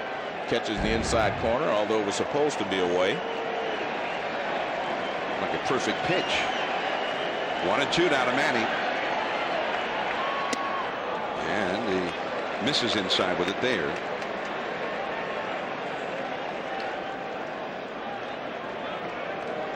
Manny Ramirez at the beginning of this season was 6th all time for home run per at bat frequency. 6th among all the sluggers in the history of the game. Staying with that slider inside. 3-2. J.D. Drew, who homered his last time, on deck, a left-handed hitter. J.D. Drew, who was one of the 4 Dodgers to homer in succession in L.A. last year, and one of the Red Sox to do it this year.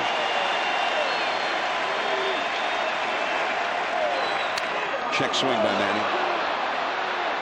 And Coulter Bean throws him out. So the Yankees get out of the big jam here in the 4th. Good work there by Bean. The Yankees' big hitters, Jeter, Abreu, and Alex Rodriguez. Coming up, we'll visit with Terry Francona. Fenway Park, Boston, the Red Sox, the Yankees heading to the 5th inning. 4-3, the Red Sox lead, and welcome to Terry Francona, and a happy birthday, Tito. Thanks, John. I happy appreciate birthday. it. Thank you. I've watched Dice K on television 3 times now. Is he any different tonight for you than what he has been the last 3 starts? You know, so far, I think he's, and with runners on base, I think he may be trying to rush a little bit. He's left some balls up away from left-hand hitters or into right-hand hitters. You know, he might be a little bit excited. This is, again, you can talk about it all you want, but this is the first time against the Yankees, and the atmosphere, he does looking to be rushing a little bit. 4 home runs in an inning. Yeah, we've been economical with our swings. You know, your dad was part of the only other time in history of 1 pitcher gave up 4 home runs. Was it the early 60s, 62? Does that sound right? 63. 63. And I know the 5th guy tried to bunt. Now, the story may have got enhanced a little bit, but he's told it many times. You don't remember any of the other guys, do you? Oh, geez. Was it Rocky Colavito and those guys? Oh, must have been. Yeah. All right. Good luck the rest of the way. Thanks, guys. All right. Terry Francona on his 48th birthday. Terry Francona, whose dad, Tito Francona, hit a home run against Paul Foytak in 1963, one of 4 consecutive home runs that Cleveland hit that day against Foytak. And Terry Francona's Red Sox did it again here tonight against Chase Wright. The only time that one pitcher gave up 4 consecutive home runs in an inning other than Foytak. Those are the only 2 pitchers to ever have had that misfortune. Well, it was interesting for me because I noticed, you know, Dice K, looks like his fastball doesn't have the same pop from the stretch as it did the other 3 games I saw. And he was mentioning maybe he's rushing a little bit. That means he's getting out in front of his arm, getting his body out there, and he's not getting the arm speed that he would normally get. And when you do that, your arm is up, so it leaves the ball high up in the strike zone. And that's what he said, that, you know, he was leaving some balls up, and that was from the stretch. Derek Jeter has flied out to right center and been hit by a pitch. He's got Abreu on deck. Now he crushes one toward the wall. It's a home run. Derek Jeter just made it over the monster 37-foot high wall out there, and Jeter just made it, and the Yankees have tied the game. Jeter's first home run this year. That was a hanging slider or a hanging breaking ball from Dice K. And Jeter has the ability to be able to pull his arms in on that ball inside. A lot of guys try to get extended, but he just pulls his arms in. Breaking ball away.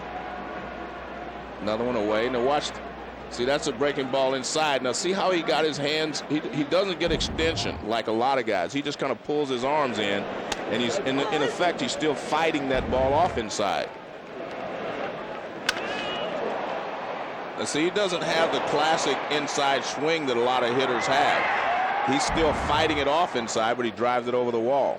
Bobby Abreu and the splitter. 0-2 the count to Abreu, who has walked and scored a run and been called out on strikes.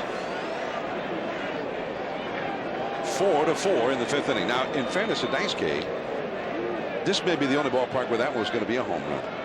The home run there by Jeter. And the wind is blowing out to left field tonight as well. And that fastball is too low. But I think one thing that you see here with Dice K is that even though has 6 pitches or so, you basically only see him using a few. I mean, the first 3 or 4 pitches that we showed you in his repertoire. See, fastball, right? Fastball, splitter, slider. Those are the pitches. He's thrown very few changeups, actually. But he caught him looking His for fourth a fastball, something else. His 4th strikeout, and the 2nd time in a row he's gotten Abreu looking. I mean, is Abreu looking for something else there? Well, definitely. Well,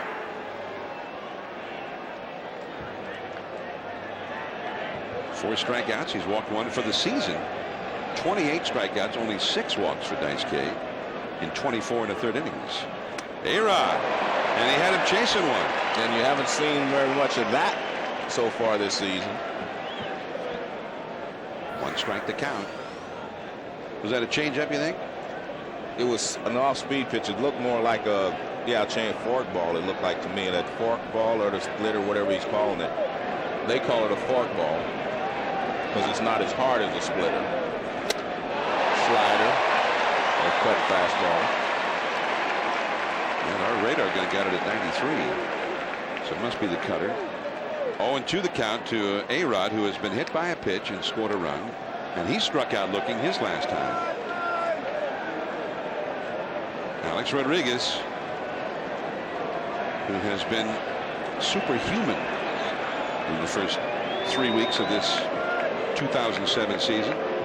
As great as he's been in his career, A-Rod has been on a roll like few players in the history of the game. Somebody is recording it for posterity down in the seats.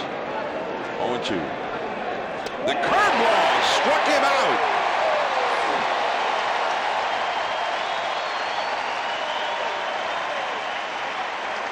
Three pitches and out.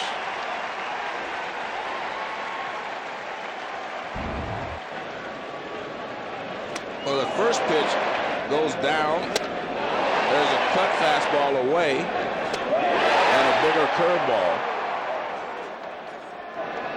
That's almost an overhand curveball, as you can see there. The one thing that Matsuzaka, how he differs from a lot of the pitchers from Japan, Giambi takes a curveball for a strike, is that he doesn't change his arm slot a lot. He throws his pitches from pretty much the same arm angle. You know, we saw Nomo, we saw a lot of those guys change their arm angle. He doesn't change very much.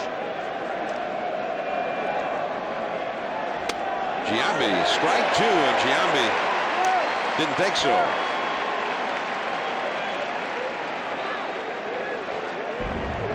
But watch his arm angle, and you'll see he throws from this position all the time, right about there, whether it's a fastball, a curveball, or whatever pitch. That's his arm angle. And we've seen a lot of pitchers, you know, from Japan. Nomo would throw from different arm angles. He would change his arm angle just to confuse the hitter. But Matsuzaka technically has your basic stuff. Good fastball, slider, curve, and, you know, what we call the gyro. That's a different pitch, but a changeup is a changeup is a changeup. Whatever you want to call it doesn't really matter. Well, there's the changeup and then there's the gyro. Yeah, well, it doesn't matter. 2-strike pitch and a fastball up and away. 1-2. That was like, what was that they called it, a slurve or whatever? Yeah. You know. Used to be a guy who pitched for the Red Sox at one time, Mike Boddicker. Yeah. He had a pitch that they called the Fosh. Yeah. You ever see a Fosh ball? No. I think Boddicker's Fosh was a lot like Daisuke's gyro ball. All right. 1-2. And that changeup popped foul. Varitek, he's got it. But Jeter's homer has tied the game. Yankees 4, Red Sox 4. J.D. Drew coming up. Now the Red Sox into the last of the 5th inning against Coulter Bean. And J.D. Drew leads off. Drew hit a spectacular home run his last time up there. And that is a called strike. He hit it just to the right of the 420-foot sign out there in right center field, over the Boston bullpen and up into the bleachers. And that is too low. 1 ball and 1 strike. 4-4 the score. Joe, we're getting more and more info about the 4 consecutive home run thing. This is the 5th time in Major League history that it's happened in a game. The Red Sox hitting 4 in a row in the 3rd inning. The first team to do it, the Milwaukee Braves in 1961, and there's some names that sound pretty familiar.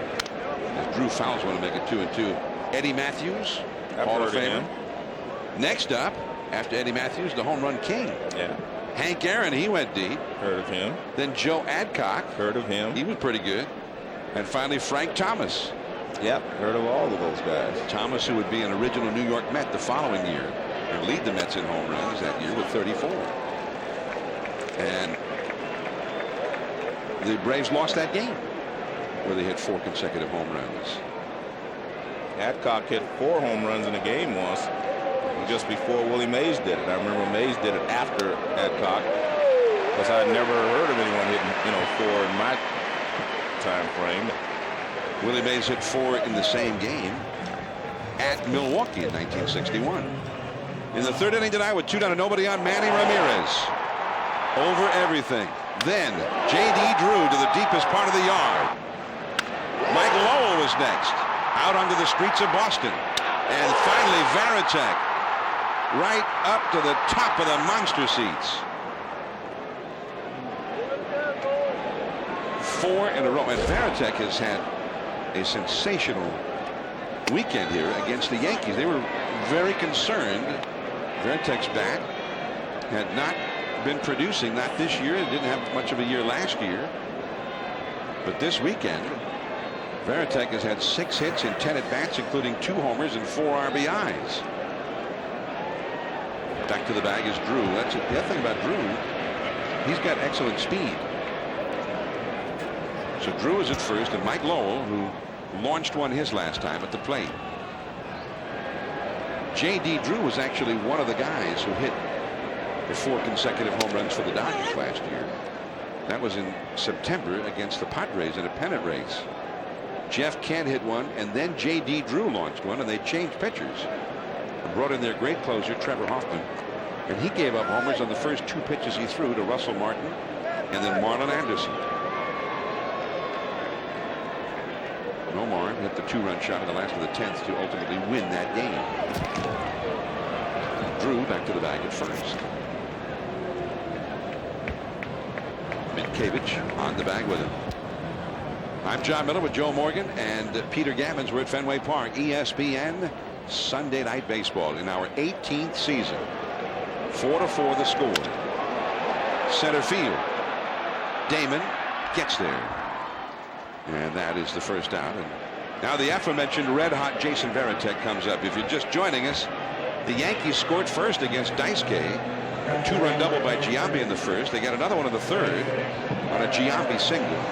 So Giambi was ahead 3-0 until the Red Sox hit 4 consecutive home runs in the 3rd inning.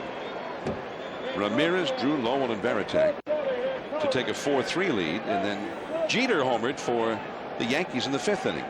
And there in the bullpen is Scott Proctor, and he's not the only one out there in the Yankee bullpen. The Yankees left-handed starter who pitched here on Friday, Andy Pettitte, is warming up out there. I want to get your comment on that, Joe, as Varitek takes a ball. Well, a lot of people were surprised that Joe took Pettitte out, you know, early in that ball game. Thought he could have gone an inning or 2 later. So it's probably his turn to throw, and he may be able to sneak a batter or 2 out of him. Pettitte went 6 1/3 here Friday, throwing 100 pitches. Pitched well, only allowed 2 runs. Yeah. Coulter B now behind 2-0 to the suddenly hot Jason Varitek.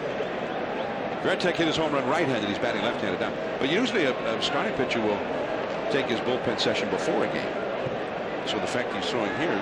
Well, I think because they have struggled in the bullpen and they are short on arms, I think they decided he'd wait until now. There's Drew running. There's a semi-pitch out, but Nieves' throw is too late. J.D. Drew steals the bag. His first steal for the Red Sox. Well, he tucks and then he drops sidearm, so it takes him a long time to deliver the ball. But one of the problems with tall pitchers is it takes them a little more time to unravel. Watch how he checks, see how he ducks, and then he throws. Even though it was a semi-pitch out, like you said, it was a good pitch to throw on. They had no chance to get J.D. Drew. Varitek 1 for 2. Now base hit could be in a run on the outside corner. So it's 3-1. Willie Mo Pena is on deck.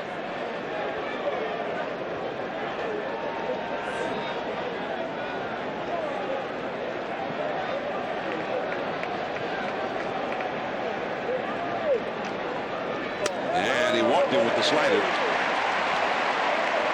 So 2 men are on 2 walks, and here comes Willie Mo Pena, the right-handed hitter.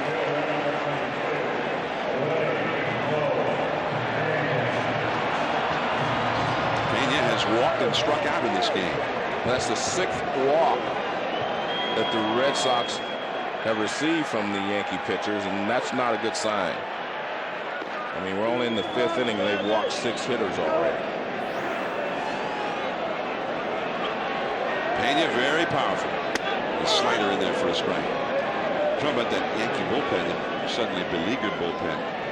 Torrey has used 8 pitchers out of the bullpen in the first 2 games of this series. And he had to go get Jeff Karstens early yesterday. Karstens went only 4 1/3.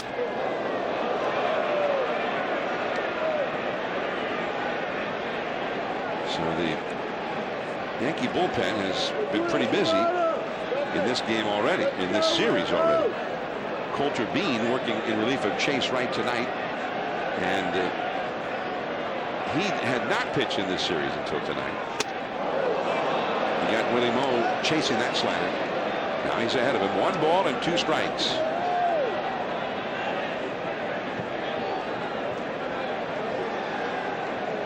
Four to 4 in the last of the 5th inning.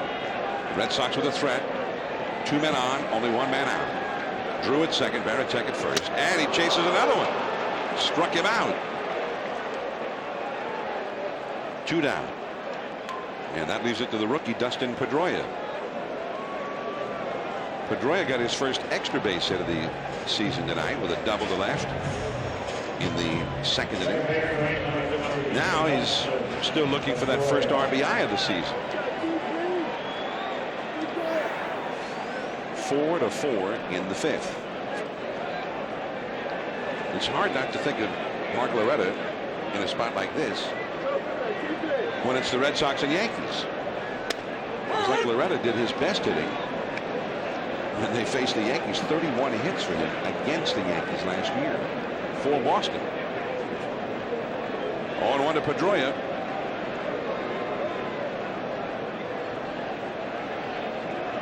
Two men on, 2 men out. Right there with a slider.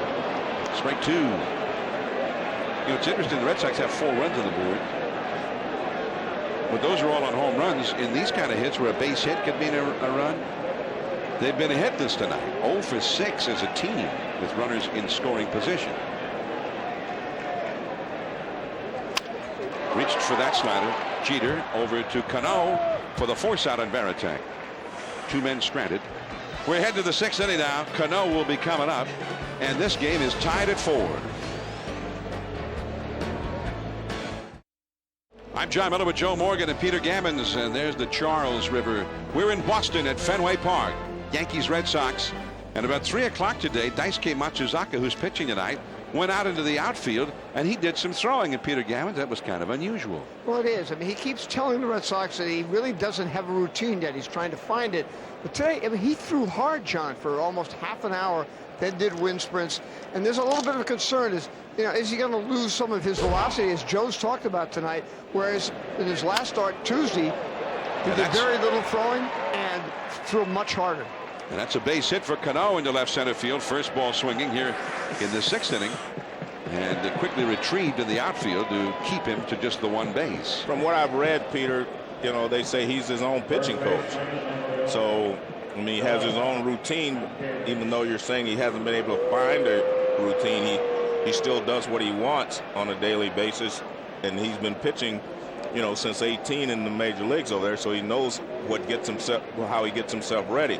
That's exactly right, Joe. But I agree with you, the fact that may take his toll, you know, doing a little too much, especially when it gets hot in the summer here. He doesn't like ordinary structure, is what he says. Doug Minkiewicz, the hitter, and he takes a called strike. Well, this is a high school kid. Years ago, his legend was created at Koshien. The annual high school baseball tournament in Japan is like the Super Bowl over there. That's the biggest rated sporting event or any kind of televised event every year. The top high school teams convene at Koshien Stadium in Osaka. And he pitched a 17-inning complete game in that high school tournament through 250 pitches. And that's not even the whole story. He won the game, 250 pitches. The next day he pitched an inning in relief, and the day after that he pitched a complete game no-hitter in the championship game at Koshien. He was at Yokohama High School. That was 1998. So Minkiewicz with a count of 1-1, and the football. Well, that's the best arm speed he's had on that pitch all day. That looked like a fastball when he released it, the arm speed, and Minkiewicz was way out in front. Minkiewicz has grounded to second, and he's hit a long double to right center. 1 ball and 2 strikes to count. 4-4 the score in the 6th inning. That ball into right field. Hard is Drew, but it short hops him, and Cano saw that one coming. He never stopped running, and he speeds into third easily. Well, that comes with looking to see where the outfielders are before the ball's hit. A lot of guys look after the ball's hit. You know that the guy's playing in right center, and he has a long way to go for that ball. So that's what you're supposed to do. You're supposed to know right away where the outfielders are, although it was a lot closer than Cano probably thought it would be. He never slowed down.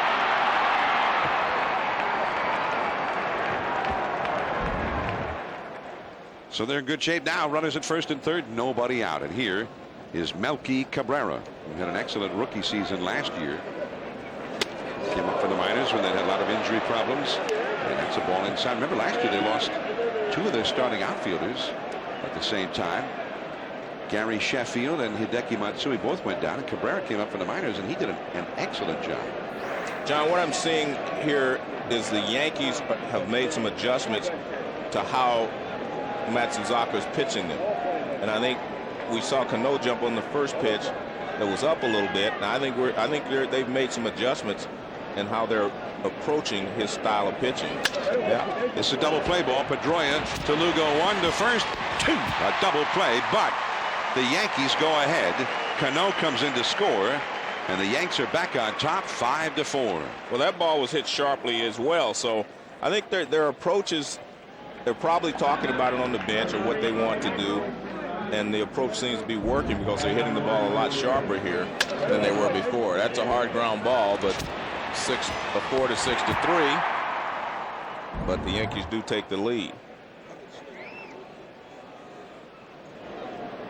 2 down, nobody on. The Yankees back ahead, 5-4, as Will Nieves, the catcher, comes up. John, fastball a little bit low. We talked about this earlier, but there's a word for pressure in every language. And the point is that this is the first time he's pitched against the vaunted Yankees, and everybody in Japan know who the Yankees are. And it's just not the same as pitching, say, against Kansas City. Well, it's also not the same as against pitching against anybody, because what a lineup they have. So Nieves is gone, but the Yankees are back ahead 5-4. Andy Pettitte is coming into the game from the right field bullpen. Daisuke Matsuzaka, the former great pitcher of the Seibu Lions in the Japanese Pacific League. Daisuke also one of the MVPs in the World Baseball Classic last year, which was won by Japan. But tonight facing the Yankees for the first time. And how about this? The Yankees' bullpen's a little bit short right now. Andy Pettitte, on his normal day to throw on the side, is into the game as a reliever. And it's the second time this year that Pettitte has appeared in relief. At the top of the order, Lugo into right center field, Abreu. And Lugo is retired. He is now 0 for 2 with 2 walks. Youkilis up next, and then David Ortiz due up third in the inning. So Andy Pettitte working as a reliever. April 8th he pitched an inning of relief against the Baltimore Orioles this year. Pettitte worked 6 1/3 innings through 100 pitches here on Friday. This is the 10th time that he has appeared as a relief pitcher in his career. He's always been a starter. Joe, it's not that unusual when you go back into baseball history for top starters to also appear in relief occasionally. Well, they threw on their second day when they, you had 4-man rotations, and there were a lot of times when I've seen guys come in. They sent Don Drysdale in after pitching 2 days earlier to strike me out in a game. I always remember that. Wow. Yeah. Well, that was just... I just got through facing him 2 nights ago and didn't like it. Now he comes in relief. That one is deep and foul, very much foul. Off the bat of Kevin Youkilis. Juan Marichal would do it. Yeah. Warren Spahn would do it. And at some point it became less and less of a role, and pitchers would just throw on the side before games. Well, you go back into the 60s and before, the guy could make 35, 40 starts in a season and also 6 or 7 relief appearances. Well, they always threw in the, during the game in those days, but like you said, a lot of times they throw before the ball game now. Pettitte also pitched once in relief last year for Houston. And a ball down and away. Andy Pettitte returning to the Yankees, the ball club with which he started. He had gone home to Houston along with Roger Clemens. And they anchored what had been a pretty good starting rotation there for a few years. And now he's back in New York. And it had been a pretty reliable big game pitcher, Joe, in the postseason when he was with the Yankees. Helped him win a World Series a few different times. Well, you made a good point there about Roger Clemens as well. That's someone that's still hanging out there, so to speak. But, you know, if he's going to pitch, I think he has to make a decision pretty soon, because he'll take May to get ready if he's going to come back in June. I read an interesting article. A lot of general managers were asked a question, would they allow a guy to pitch half a season for them? And you got a lot of different answers. It's a walk to Youkilis. And now Clemens, or rather Pettit, Clemens' close friend, Andy Pettit. Look, I'm already putting Clemens into a Red Sox Yankee game. Andy Pettit up against Big Papi, David Ortiz. Ortiz had a long double his last time. So we've got stuff happening here, Joe, that usually you don't see nowadays happen until the postseason. A starter pitching in relief. And here is the outstanding starter against the great slugger. That's a double play ball. Jeter gets one to first. Two, a double play dug out by the short-handed Minkevich. And Pettit gets through the inning very quickly. 5-4 Yankees on to the 7th.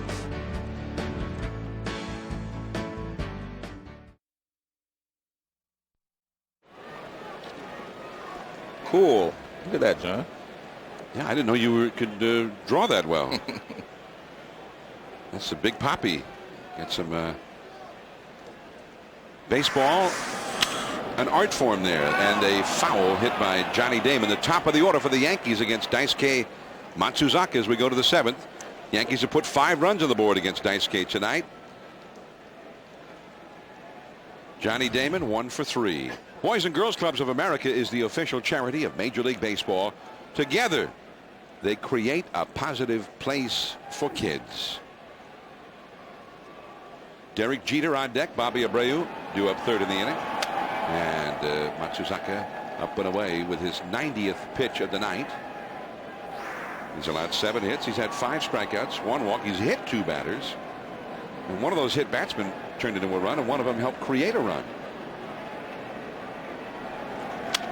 The Yankees keep putting their first man up in the inning on base too, Joe. They've done it in 4 consecutive innings, and in 3 of those innings they scored. Well, this is the 4th time through the order. I mean, you know, these guys are facing him, so they should have an idea what they wanted. You saw Johnny Damon jump on the first pitch because he knew pretty much that he was going to try to get ahead of him, and now he's in a battle. But I think you'll see some adjustments made by the Yankee hitters as we go through this time. 2-2.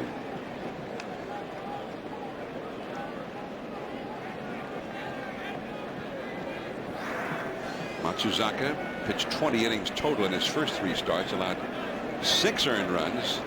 Tonight he's allowed 5 runs in 6 innings to the vaunted Yankee lineup. And that's a foul back. And you made a good point, Joe. Pitching at Fenway against the Yankees, that's a little different story on many fronts. But also probably the greatest lineup in baseball today. Correct. And knowing that A-Rod and some of these hitters are hot. And again, I don't know the word for pressure in Japanese, but there has to be one because everyone feels pressure. And the fork ball, strike 3 called. See, that was a pitch that Damon hadn't seen, and that's why I say it doesn't matter how many pitches you throw. It's how you use them. I mean, you're not going to throw 6 different pitches to a hitter in 1 at bat. So it's a matter of when you use them. Great pitch there right on the outside corner of forkball, and you could see that he was completely fooled. And he hadn't seen that pitch before. That's when a lot of pitches comes in handy late in the ball game when they've seen you a couple of rounds and you haven't shown them all of your pitches. Johnny Damon 1 for 4 tonight, although the one time he got a hit, the 3rd inning, he ended up scoring a run. Derek Jeter hit a home run his last time. And that's a called strike, little cutter. Jeter's home run tied the game for the Yankees in the 5th inning after the 4 Boston home runs in succession had given the Red Sox the lead in the 3rd. And the Yankees got a run in the 6th inning to regain the lead. 5-4 New York. Lugo on the high hop. Throws out Jeter. 2 down. For the first time tonight, the Boston bullpen has sprung into action. J.C. Romero, the left-hander, getting ready. And the Yankee bullpen is going again. Now, Andy Pettitte only threw 9 pitches, Joe, while he was in there. Would Joe Torre bring him back? No, I mean, he would definitely probably just take him out. He wanted to get through Big Papi in that inning. And now I'm sure he's not going to send him back out there. You have to have a certain mindset to be a starting pitcher and to be able to relieve at the same time the way the game is now. Because you prepare for your next start, and that's all they do. Whereas you bring a guy in, as he brought Pettitte in, you have to have a certain mindset to be able to handle that. Pettitte did a great job. Only threw 9 pitches. Another off-speed pitch outside. 1 ball, 1 strike to Abreu, who has walked and scored a run and twice been called out on strikes. So Scott Proctor is getting ready in the Yankee bullpen, and he's one of the guys that Joe Torre uses in the last 3 innings of a tight game. Got the call on that one, and Abreu again at odds with Sam Holbrook, the plate umpire. You know what I find strange? I was just thinking about this, John.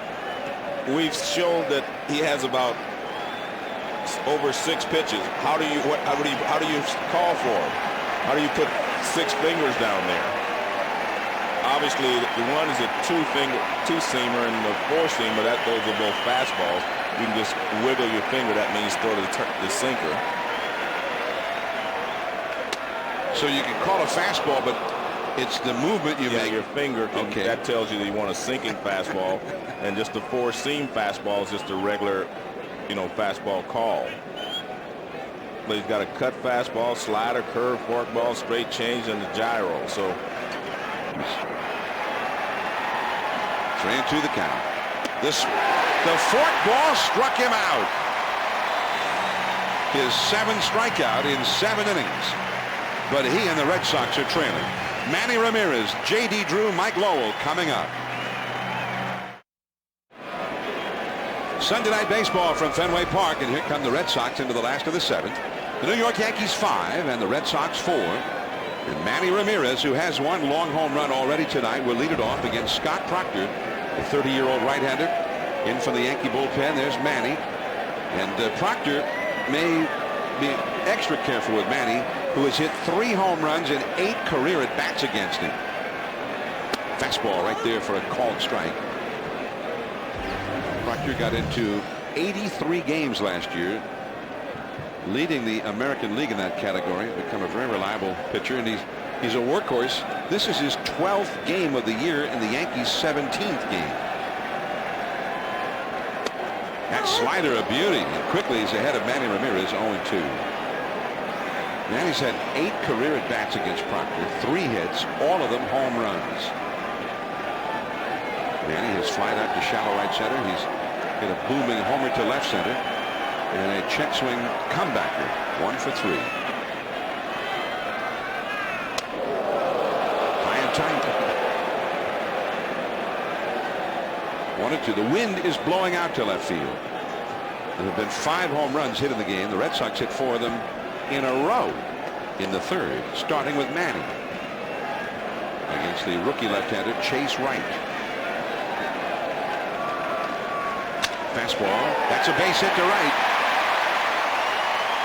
Well, he kept him in the yard. But that'll bring up J.D. Drew, who's also homered tonight. And we're going to go to the studio for a Sports Center 30 at 30 update with Dave Revson.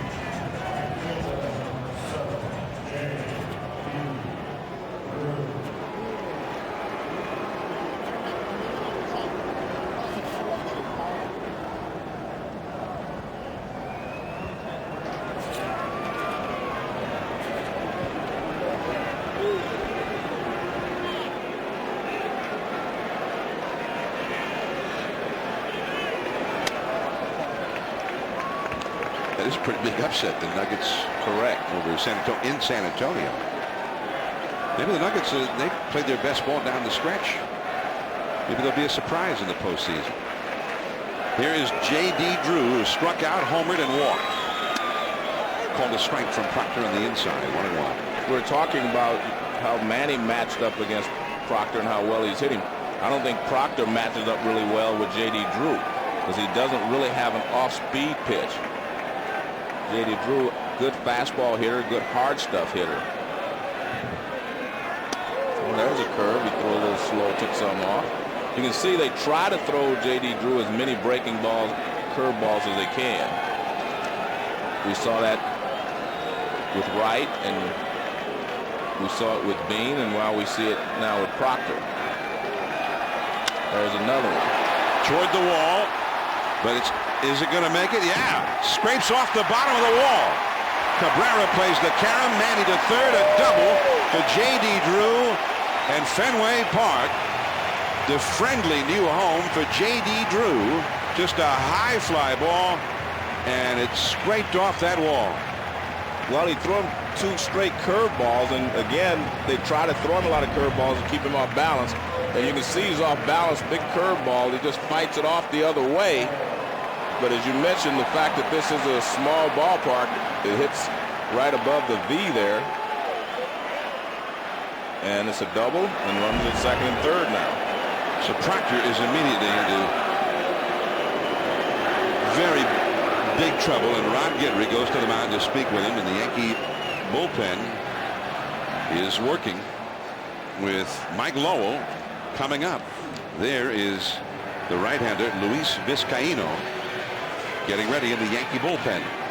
John, while I have a quick moment, I want to say congratulations to my daughter Ashley for making the National Gymnastics Finals to be held in Cincinnati in May, and congratulations to all of her teammates at Bear Ariels and all the other ladies around the country who are going to be participating in the Nationals this year. It's a big deal. It's their Super Bowl.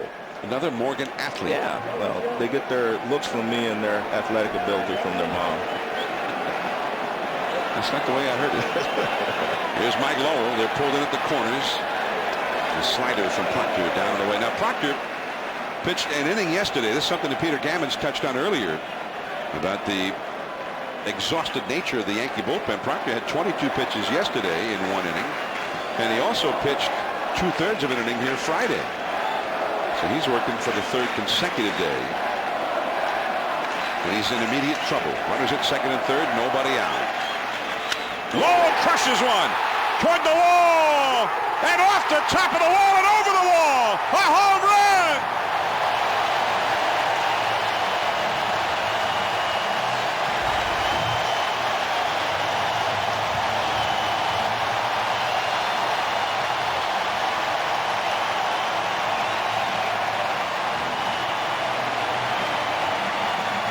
Boston has been playing come from behind all weekend, and they do it again. 7-5 Red Sox on Mike Lowell's 2nd home run of the game. Well, the ball that J.D. Drew hit was a Fenway ball.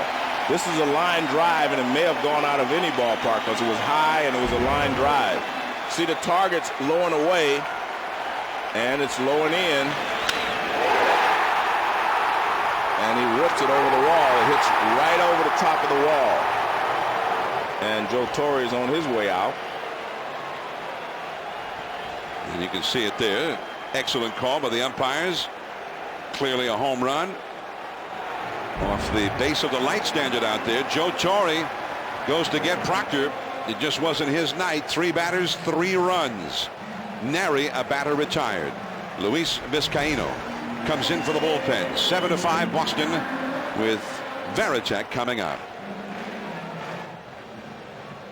Red Sox 7, Yankees 5. The Red Sox have been hitting the long ball tonight, including a record-tying 4 consecutive home runs back in the 3rd inning against young Chase Wright. Manny Ramirez got it started. Then J.D. Drew. He was followed in short order by Mike Lowell.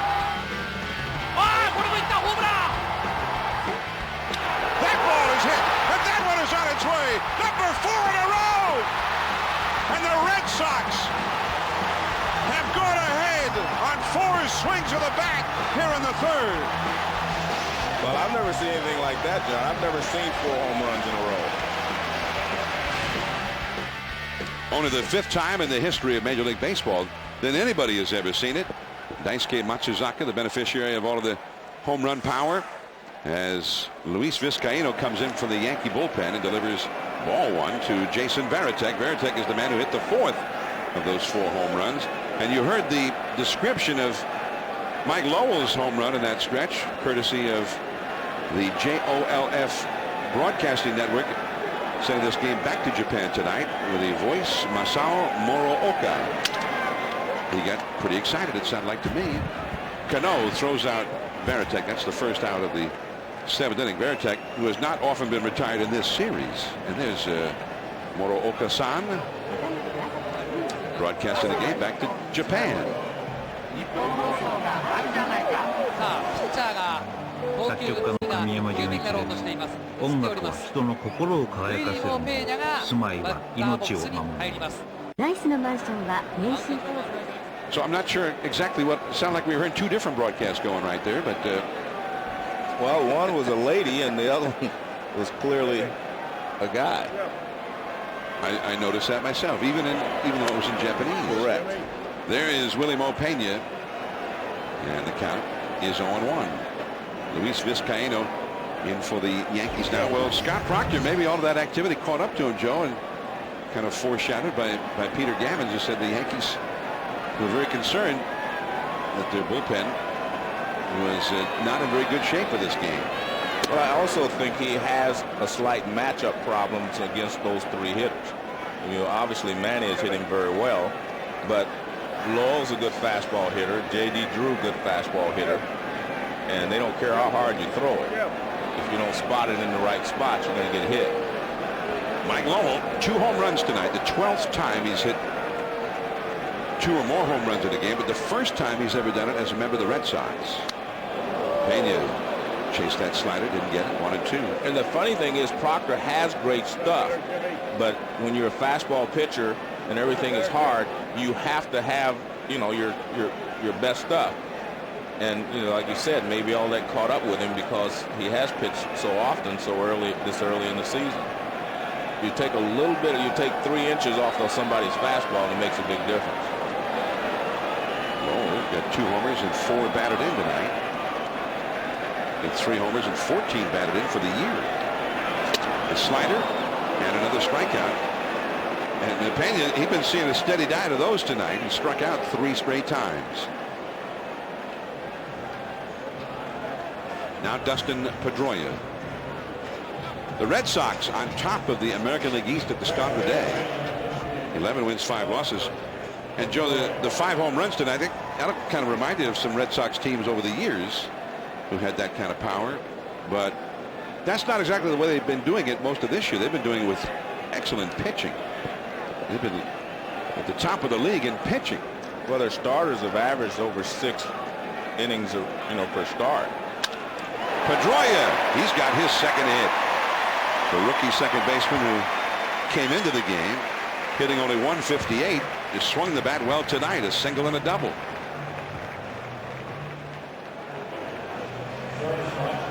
Only the second single for the Red Sox tonight out of their 10 hits. Here's the leadoff man, Julio Lugo, with Pedroia at first. We've seen the Red Sox steal 2 bases in this game. I don't know if Pedroia is much of a base stealer, Joe. I don't think so. Here's Lugo, but this would be a time for a steal. Although maybe not tonight with the wind blowing out to left field. Lugo's got some pop. He can hit a home run. Slider from Vizcaino, ball 1. And when I sit next to you, I always think that everybody should steal when it's a stealing situation. Joe Morgan, who stole 689 bases in his career.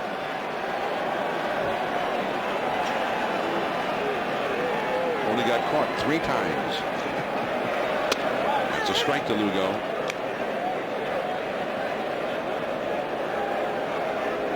I'm looking up Pedroia, Joe. Okay. And he's not a base stealer. The most bases he ever stole in 1 year, 8. It was Portland and Pawtucket 2 years ago. Well, I would say that qualifies him as a non-base stealer. Non-base stealer, yeah. But he'll be off and running at the crack of the bat with 2 down, and Lugo fouls one into the crowd. 1 ball and 2 strikes. 7-5, Boston ahead. Much more baseball coming up in the week to come on ESPN. Tomorrow's the Yankees in Tampa Bay. And what about the bullpen for tomorrow's game?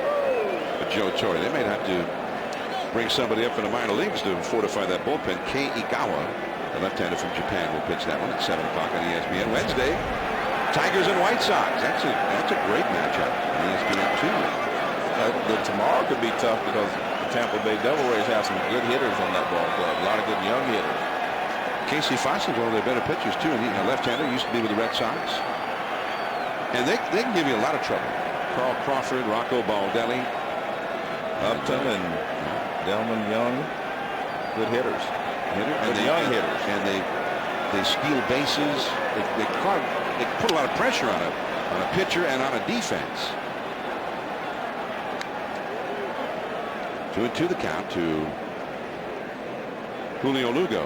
I would love to do a Tampa Bay game so I can see all those good young players. I just watch them on the highlights and watch them through the news and read about them in the newspaper. I'd love to see them play.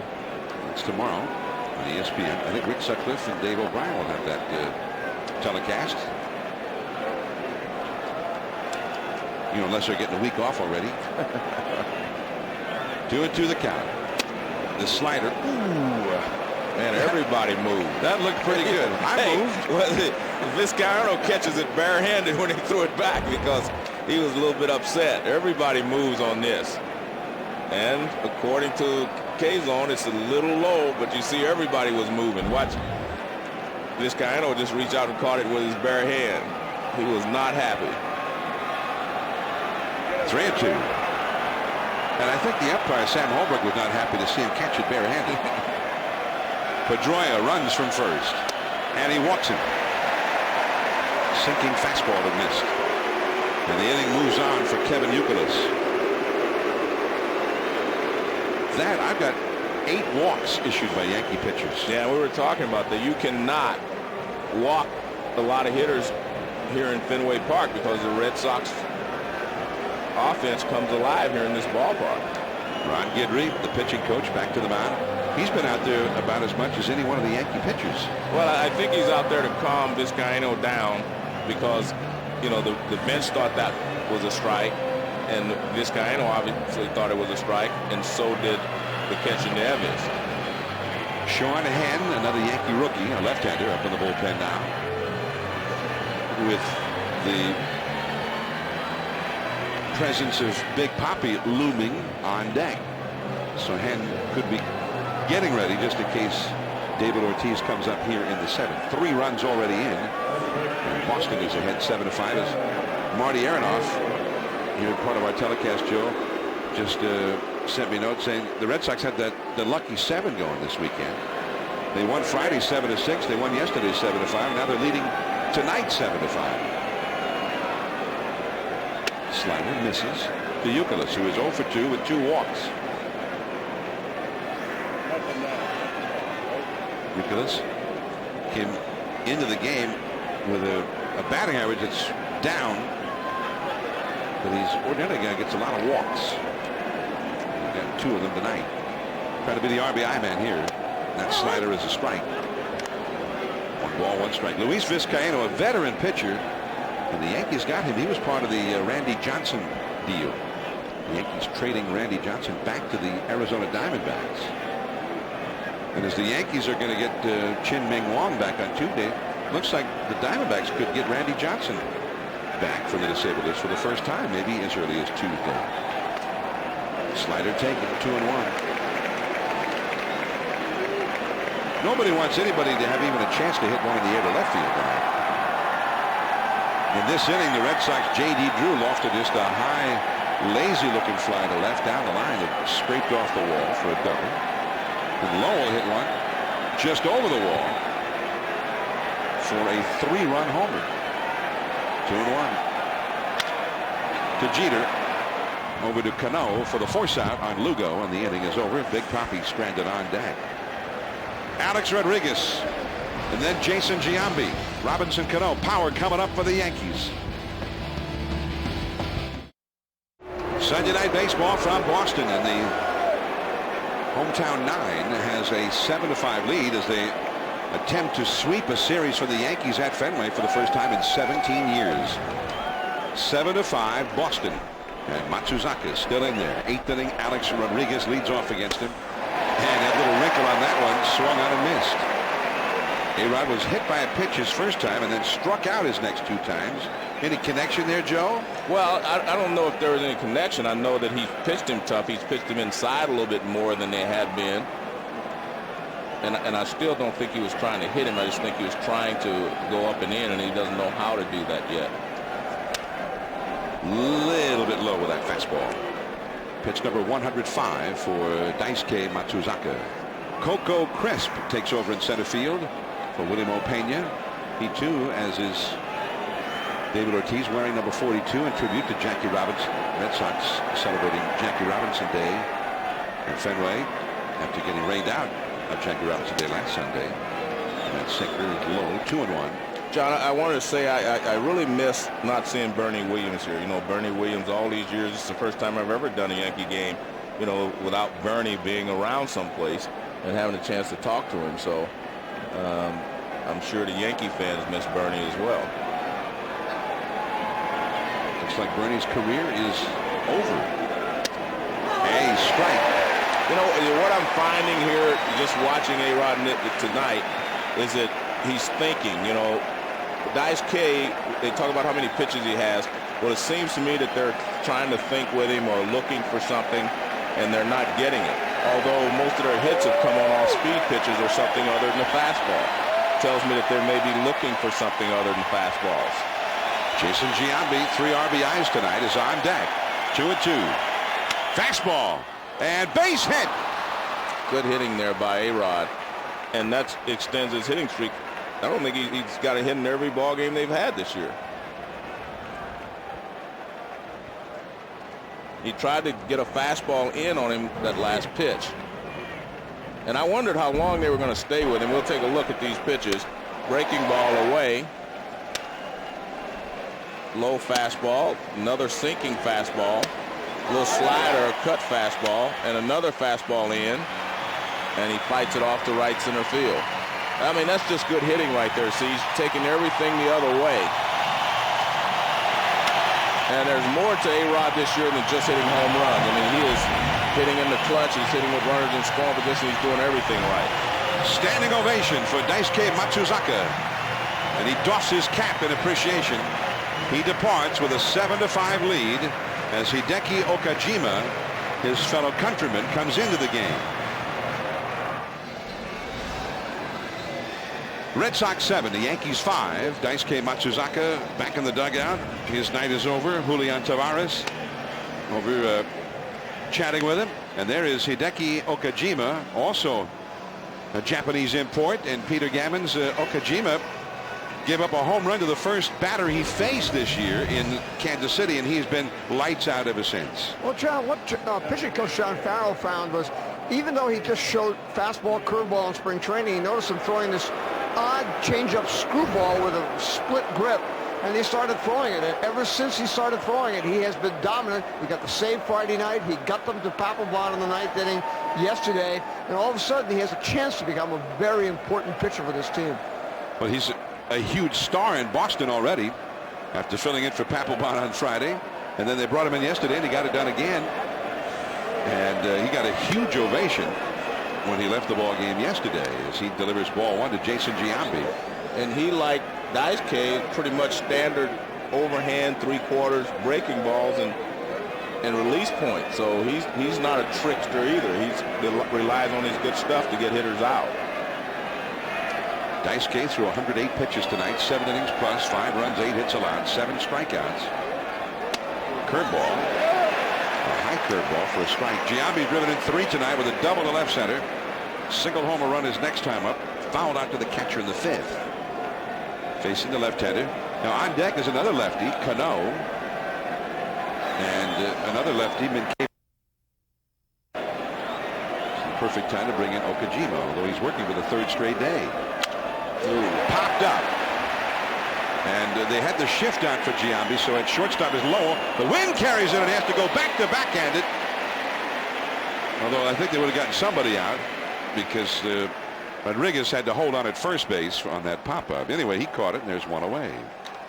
Okajima got Alex Rodriguez for the final out on Friday. as he got his first major league save. And then yesterday he got Giambi in the 7th inning, and that's when he got the huge ovation. Okajima, much less heralded than Daisuke, but he's been a pretty valuable member of this pitching staff early on this year. You know, you and I did that opening day game in Kansas City. The first pitch he threw, John Buck of Kansas City hit a home run against him. He's only allowed 1 hit since then. Cano, curve hangs high for ball 1. He's now at 8 2/3 innings for the year, only 2 hits allowed, 10 strikeouts, and only 2 walks. So after the home run to Buck, there's been almost nothing allowed ever since.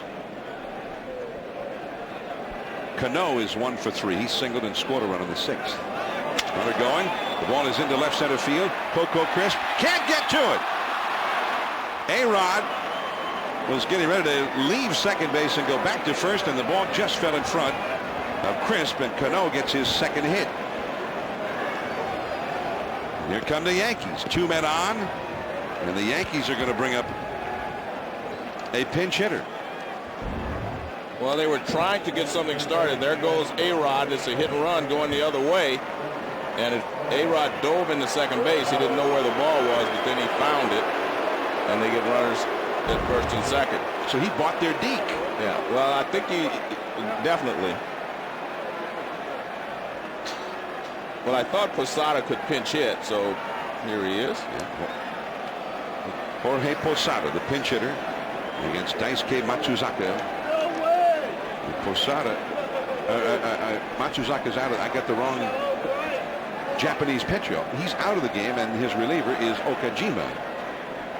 And the curveball is too high for ball 1 to Posada, who's hitting .358. 2 homers and 11 runs batted in. There is Matsuzaka with the jacket on in the dugout now. And there's still a question, right? Okajima, this is his 3rd straight game. And he's facing a guy who's been a hot hitter this early season. Jorge Posada. And the curveball has been hanging high almost since he came into the game. 2-0.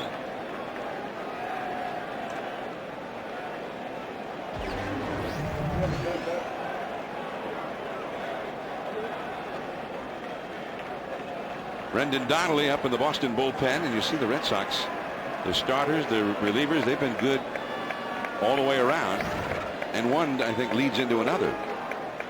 The starters have kept the bullpen from being overworked. They've pitched the fewest innings of any bullpen in the league up till now, unlike the Yankees. 2-1 now to Posada.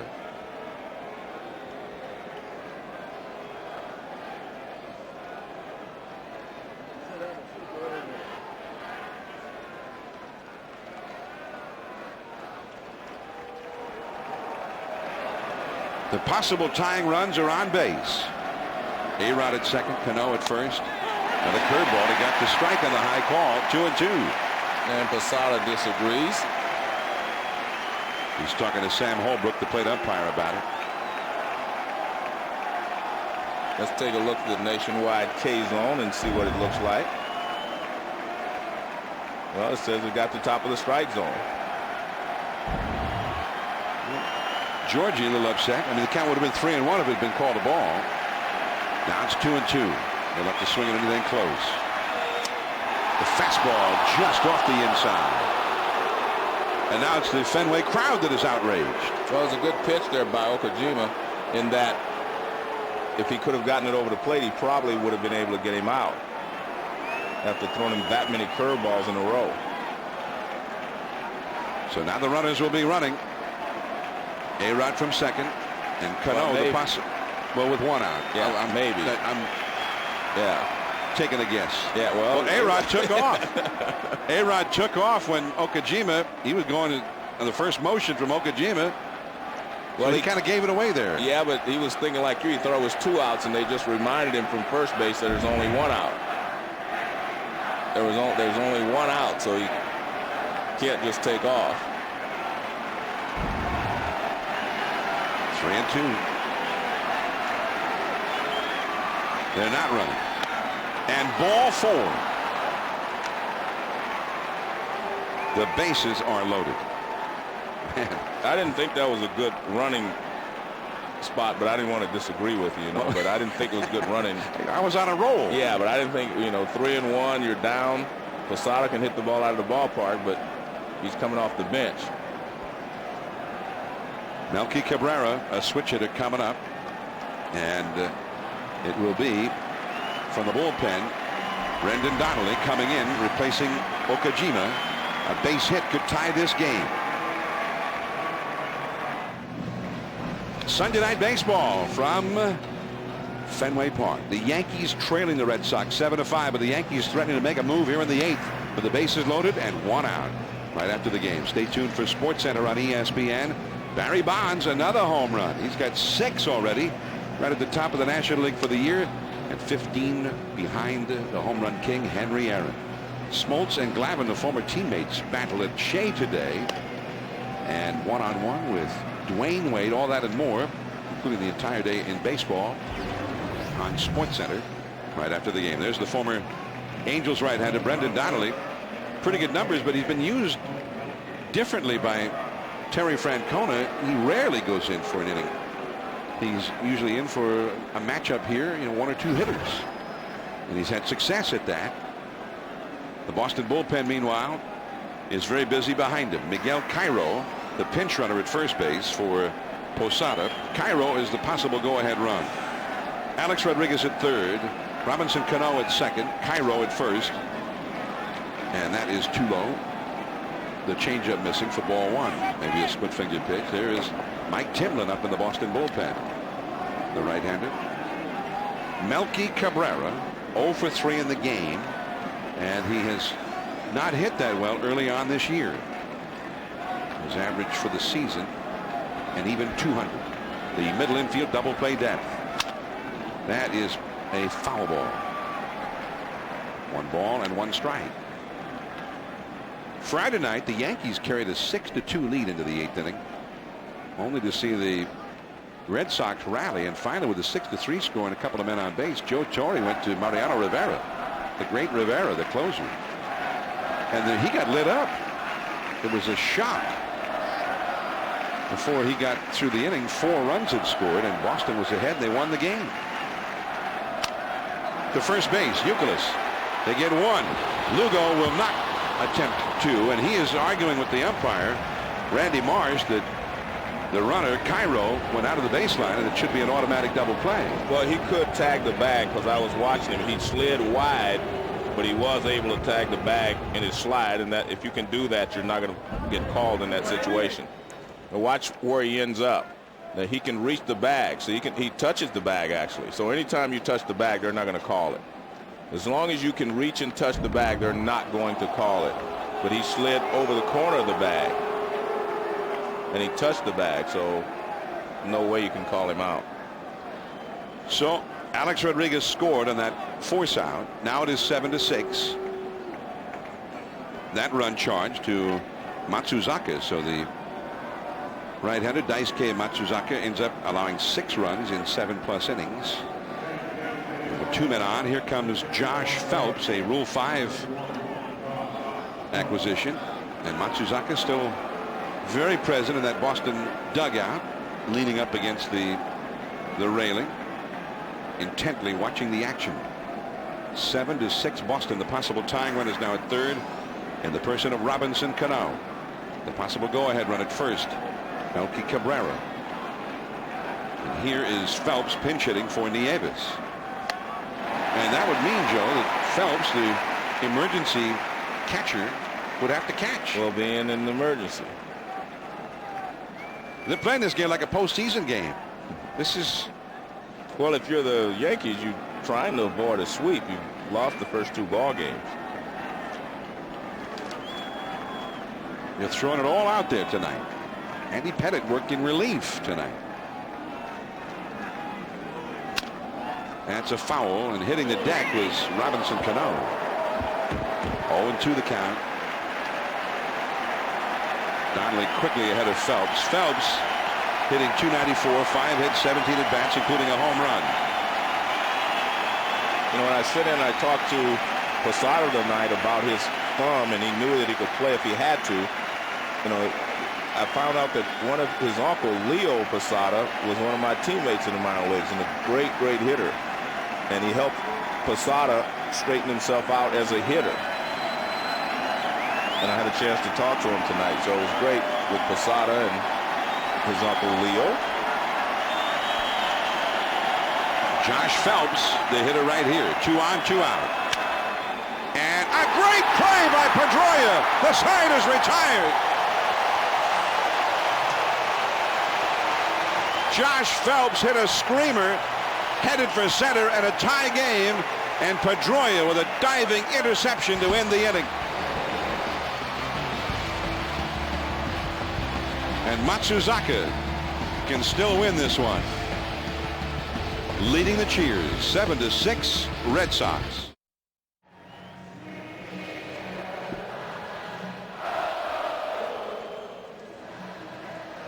Back at Fenway Park, where the Red Sox are holding a 7-6 lead, and now the Excedrin trivia question among active players. Who has hit the most home runs as a visiting player at Fenway Park? Is it Jason Giambi, Alex Rodriguez, Frank Thomas, or Jim Thome? I'm guessing Frank Thomas. He figures that he did a lot with that big wall out there in left field. But it's Jim Thome. 19 home runs in his career at Fenway Park.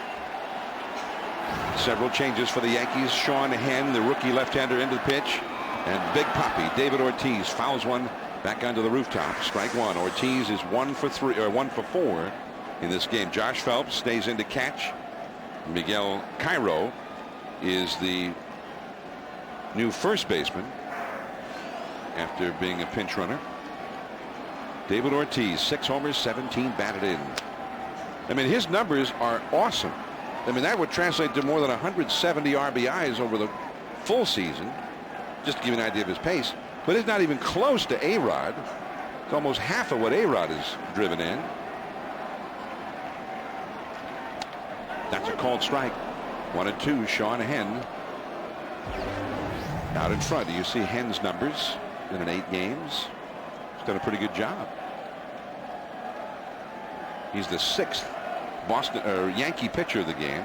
Speaking of Boston, the Red Sox bullpen is getting ready for the 9th inning. That's too low, 2-2. When the Yankees were on the top of the order, and there's Jonathan Papelbon. He got the save here yesterday. It would be Damon, Jeter, Abreu, and if anybody gets aboard, Alex Rodriguez, the red-hot A-Rod, would come up with a chance to do some serious damage. Papelbon getting ready for the 9th. Ooh, that looked pretty hittable, Joe. Yeah. The performance that Papelbon put on in Texas a couple of weeks ago for us, that's one of the best, most dominant jobs I've seen over, 1 and 1/3 innings there in Texas. He was unhittable that night. 2-2 the count to David Ortiz, Manny Ramirez, and J.D. Drew to follow. Left center. And Melky Cabrera. Everything to left field in the air has the crowd excited tonight with the wind blowing out. Jonathan Papelbon. And here it is, Joe, that April the 8th. Michael Young was at the plate with 2 runners on. Then 5 days later, he blew Vladimir Guerrero away. And then yesterday, he blew Derek Jeter away. That's the kind of stuff that he has. Well, he's got the right makeup to be a closer. I mean, he loves it. And he has a lot of energy he brings in with him. Manny Ramirez up against Sean Henn with 1 away. Manny has 2 hits tonight, a homer and a single. He's been the igniter for the Red Sox. His homer in the 3rd came when they were trailing 3-0. And it started the stretch of 4 consecutive home runs, equaling a major league record.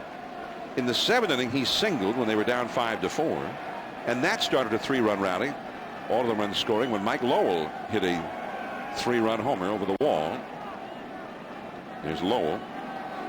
He's in the hole with J.D. Drew out on deck.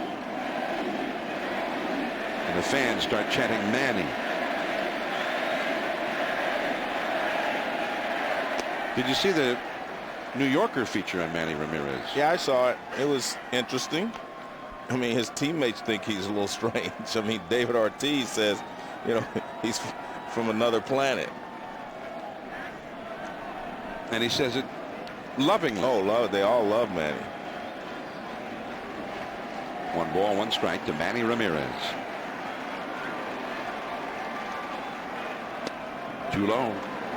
2-1. By the way, Josh Phelps is catching now. First time he has caught in the majors in nearly 6 years. Last time he caught a game was with Toronto in 2001. And by the way, he's no rookie. He's a Rule 5 draftee, but not a rookie. He's been around a long time. With the Blue Jays, Cleveland, Tampa Bay. Fastball to strike. But the Yankees selected him in the Rule 5 draft. Usually when a guy gets selected in the Rule 5 draft, he's a rookie. Jorge Posada not available to catch tonight. They used him as a pinch hitter. And then Phelps hit for Nieves, the backup catcher. So he's the emergency option. And Joe Torre decided, well, this is an emergency. We're training the Red Sox. It's late. We got to do something right now. And Phelps almost delivered. I mean, he missed delivering by just inches. He scalded one up the middle. It looked like a game-tying base hit. But Dustin Pedroia made a headlong diving catch. Full count now to Manny, 3-2. Sports Center will be along right after the game. We're meanwhile at Fenway with the Red Sox and Yankees having one of their battles. 7-6, Boston ahead. Yankees have led 2 different times in this game. 3-2. Fouled into the crowd off to the right.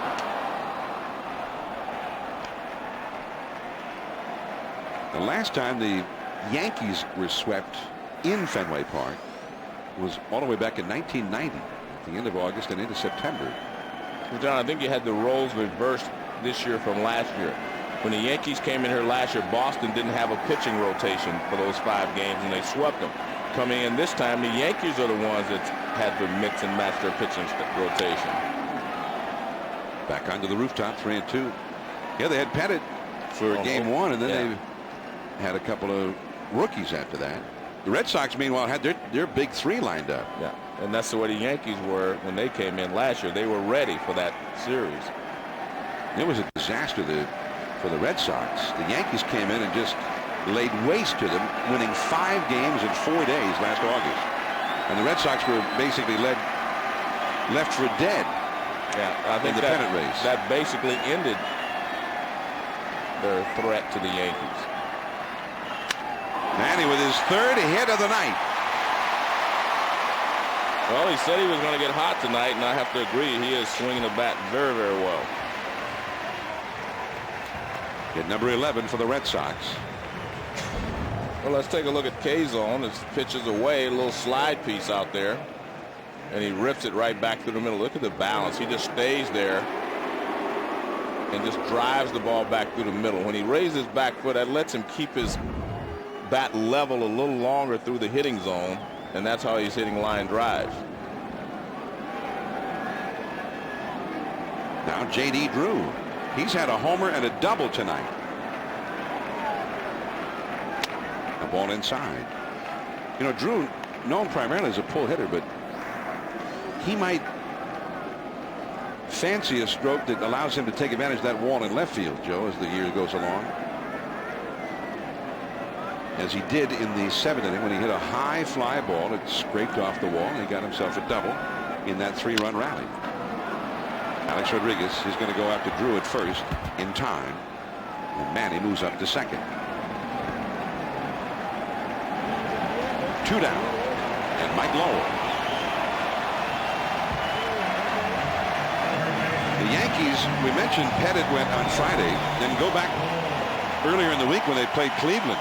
They had Chase Wright in his major league debut Tuesday. Kei Igawa from the Japanese league pitched Wednesday. And Darrell Rasner, another rookie, pitched Thursday. Then Pettit here, Jeff Karstens yesterday, and Chase Wright again tonight. So without Messina, without Pavano, without Chin Ming Wong, that Yankee rotation is not, it's missing. Yeah, but with all that going on, John, Peter Pasquarelli just gave me a great note. It says with all the difference between these two rotations, the Yankees not having one and Boston having it set up, they've only outscored New York 21-17 in these 3 ball games so far. That's kind of interesting because, as you mentioned, they had Schilling, Beckett, and Matsuzaka ready for the Yankees this time. It's the Red Sox have been coming from behind all 3 games. Yeah. They were down 6-2 in the 8th inning Friday and won. They were down 4-2 yesterday early in that game and came back to win it. They were down 3-0 in this one, came back and went ahead. And then later they were down 5-4 into the 7th inning. They're leading 7-6 right now. Papelbon getting ready for the 9th as Mike Lowell, who's hit 2 home runs, stands in. He's got Manny Ramirez in scoring position. And the only time the Red Sox have had a hit with a runner in scoring position in this game was Lowell's 3-run homer in the 7th. They have had 1 hit and 9 such at bats in the game. 1-0 the count from Sean Henn. 2-0. They've got Varitek on deck, the switch hitter. Here was the first home run. That was the 3rd in a row that left the yard entirely back in the 3rd inning. Then the 3-run homer just over the wall. That put Boston ahead. That was the big one in the 7th. They were down 5-4 and then suddenly were ahead 7-5. Away. Well, now Henn's got first base empty, but the man on deck is having the best weekend of any of the Red Sox hitters, and he seems to be a better right-handed hitter than left-handed, and that's Jason Varitek. There he is on deck. 3-0 though to Lowell. Is he swinging here if he likes the pitch? Don't be surprised if they don't. Well, they thought he might be. Took a little bit off of that. 3-1. 7-6 Boston in the 8th inning. Boston has hit 5 home runs tonight. Yankees have hit 1. Derek Jeter. A wild back and forth game. Far from over. 1-run game. Ball 4. 2 men on, 2 men out. Varitek coming up. And here is Jason Varitek. He homered in the 3rd and is 1 for 3 with a walk in the game. Right to Jeter. Over to Cano for the force out on Lowell. Just like that, the inning is over. 12 left on with the Red Sox. Now Papelbon should be popping through that bullpen gate here momentarily. We would guess with Damon, Jeter, and Abreu due up. Alex Rodriguez due 4th, as he was yesterday when Papelbon came in. 7-6 Boston, and here comes Papelbon. And he has been automatic so far this year. 5 for 5 in his save opportunities. He only allowed 1 hit in his 6 previous appearances. And as we saw him in that game with Texas, Joe, where he came out of the 8th inning on Sunday Night Baseball, most of the time this year he's been almost untouchable. Well, he's got such great stuff. I mean, he's got 2 out pitches, a great fastball and the splitter. I mean, he can throw either one, and he can handle any hitter in this league. And I think there is one thing we should make note of here. This is his 4th game in the last 5 days. They gave him Friday night off after 2 difficult saves in Toronto. 21 pitch, 26 pitch in 2 nights. Okajima got the save Friday. He came back, got the save yesterday, 19 pitches, and now he's going to try and do it again here against the New York Yankees. So Papelbon, who was the Boston closer last year, they were going to make him a starter this spring. And then late in the spring, they said, oh, the heck with it. Manager Terry Francona says, I want him to close. And Papelbon admitted afterward, he said, I really prefer to close myself. And so here he is, Jonathan Papelbon. Well, if you're the manager, this is a great security blanket to have. You can stop thinking after the 8th inning. Get it to Papelbon. Game over. We'll find out if that's the case tonight. And he delivers ball 1 to Johnny Damon. The Yankees will make him run the gauntlet. Top of the order, Damon, Jeter, Abreu. And after that, Alex Rodriguez, Jason Giambi, So some outstanding hitters are coming up here. They need one run to stay alive. Blew it by him. What did we get that one? Did that say 98 miles an hour? I didn't see it.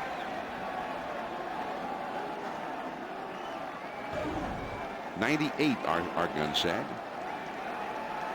1 ball, 1 strike to Johnny Damon. He is 1 for 4. Said he was about 80% full efficiency. Wow. Man, that's why he's so tough. That great splitter.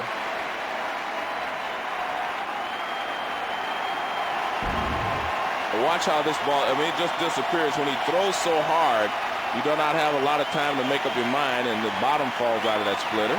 That pitch looked unhittable. 1 ball, 2 strikes. The crowd on its feet.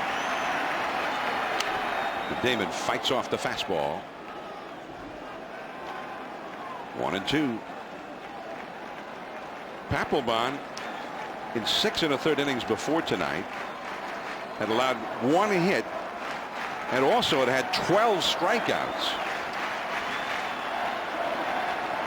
So he's got 19 outs in his games, 12 of them on strikeouts.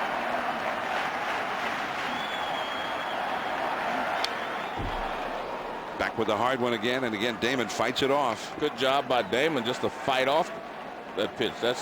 He was trying to put him away with a fastball in, but he's thrown him 2 straight fastballs. Now you'll probably see the splitter.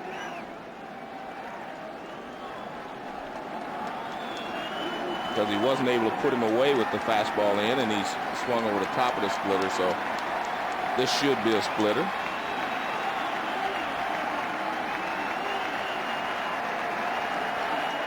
The splitter, and Damon with a check swing. Bob Davidson ruled in his favor. Looked like a check swing from here too. 2-2. We can see why all the veteran presence of Johnny Damon right here. Yeah, well, definitely there. You knew that splitter was coming. 7th pitch to Damon. 2-2 the count. Another splitter. There is Manny Ramirez. 1 away.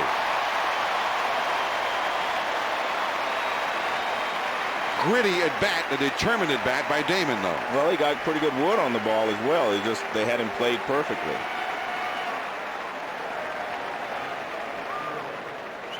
Of these first 3 hitters, Damon, Jeter, and Abreu, the only one of the 3 ever to have had a hit against Papelbon is now at the plate. Derek Jeter is 1 for 4 with 2 strikeouts against Papelbon. Jeter is now 0 for 6 lifetime against him. Well, you mentioned the fact that A-Rod had so many RBIs, 31, and part of the reason is these guys hitting in front of him, Damon, Jeter, and Abreu. I mean, it doesn't get much better than that group. Yeah, they're on base all the time. Fastball, a strike. 95 miles an hour.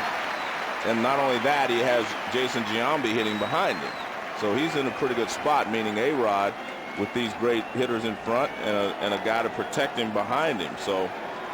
But can one of them get on base or more tonight and let the red-hot A-Rod face the red-hot Papelbon? He pulled that one outside. 1 ball and 1 strike. Well, it's like you said, Jeter has handled him okay. I mean, he has 1 hit against him, but this guy, when he comes in, I mean, it's a very difficult chore to get on base, simply because he's not going to walk you, and he comes right after you. He doesn't fear anybody with his fastball or his splitter, so that's why he doesn't walk a lot of guys. He's going right after you with his best stuff. And his best stuff is usually good enough.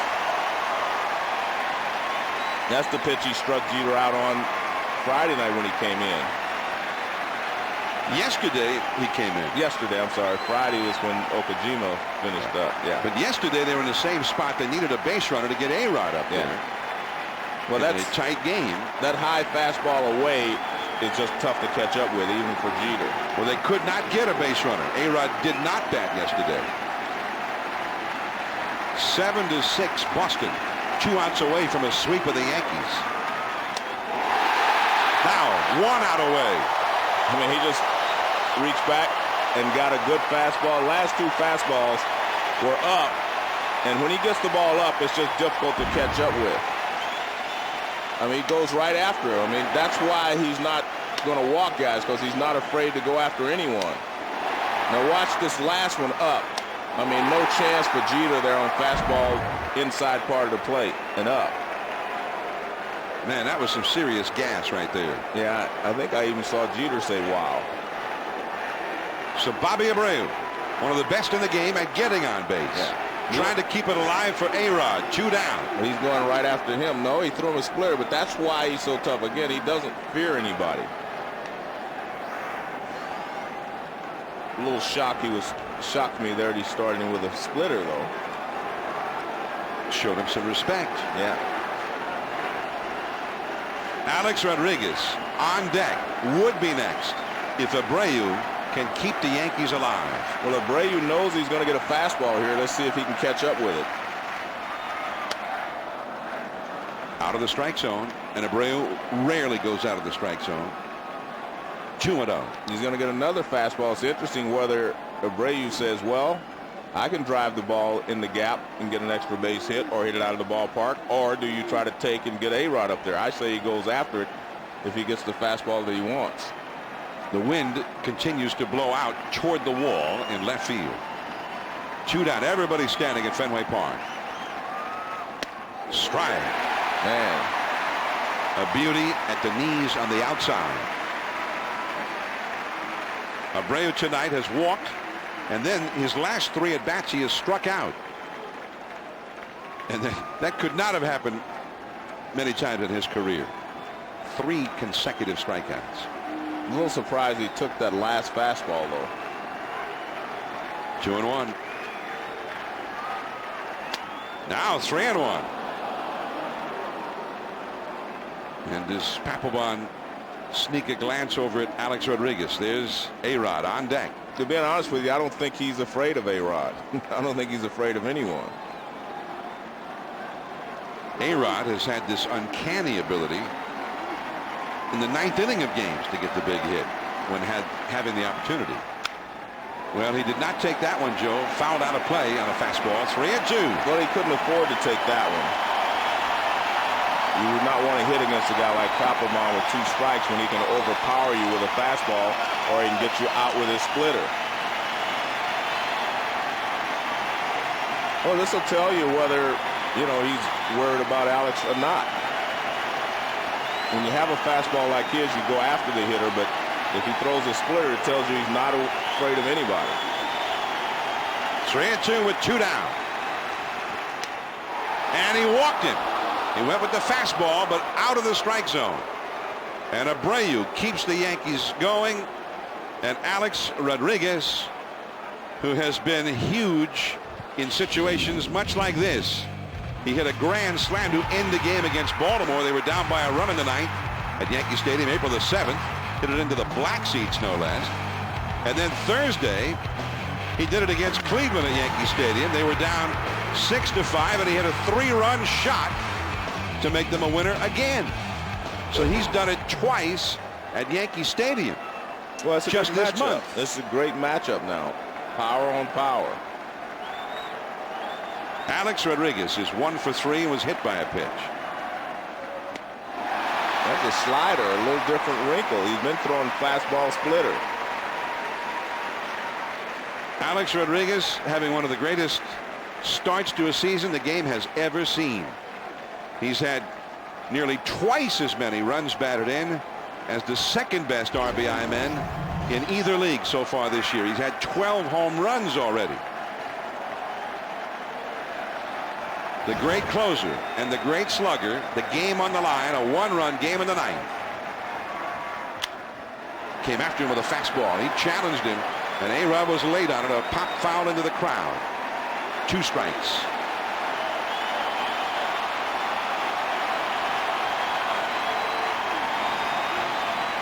Now he's got A-Rod at a distinct disadvantage. I mean, he has 2 or 3 ways he can go. He can go with the high fastball up and out of the strike zone, or he can throw the splitter and try to get him to chase it. A-Rod has only faced Papelbon twice in his career, and Papelbon struck him out both of those times. 0-2. High fastball. There's Lowell over to Pedroia. forcing Abreu. And the Red Sox, for the first time in 17 years, sweep the Yankees at Fenway Park. They had to come from behind in all 3 games to do it. And tonight they had to equal history with 4 consecutive home runs in 1 inning to do it. But do it they did, and Matsuzaka, for the record, the first time he faces the Yankees, beats the Yankees with considerable help. Considerable help. Our Chevrolet player of the game is from one of the guys who helped make it happen. Mike Lowell, 2 home runs, 4 runs batted in recognition of his outstanding play. Chevrolet will make a $1,000 contribution to Major League Baseball's youth outreach program, reviving baseball in inner cities. So the Red Sox take the measure of the Yankees 3 in a row with their 3 best, Schilling, Beckett, and Matsuzaka, and every game of battle tonight.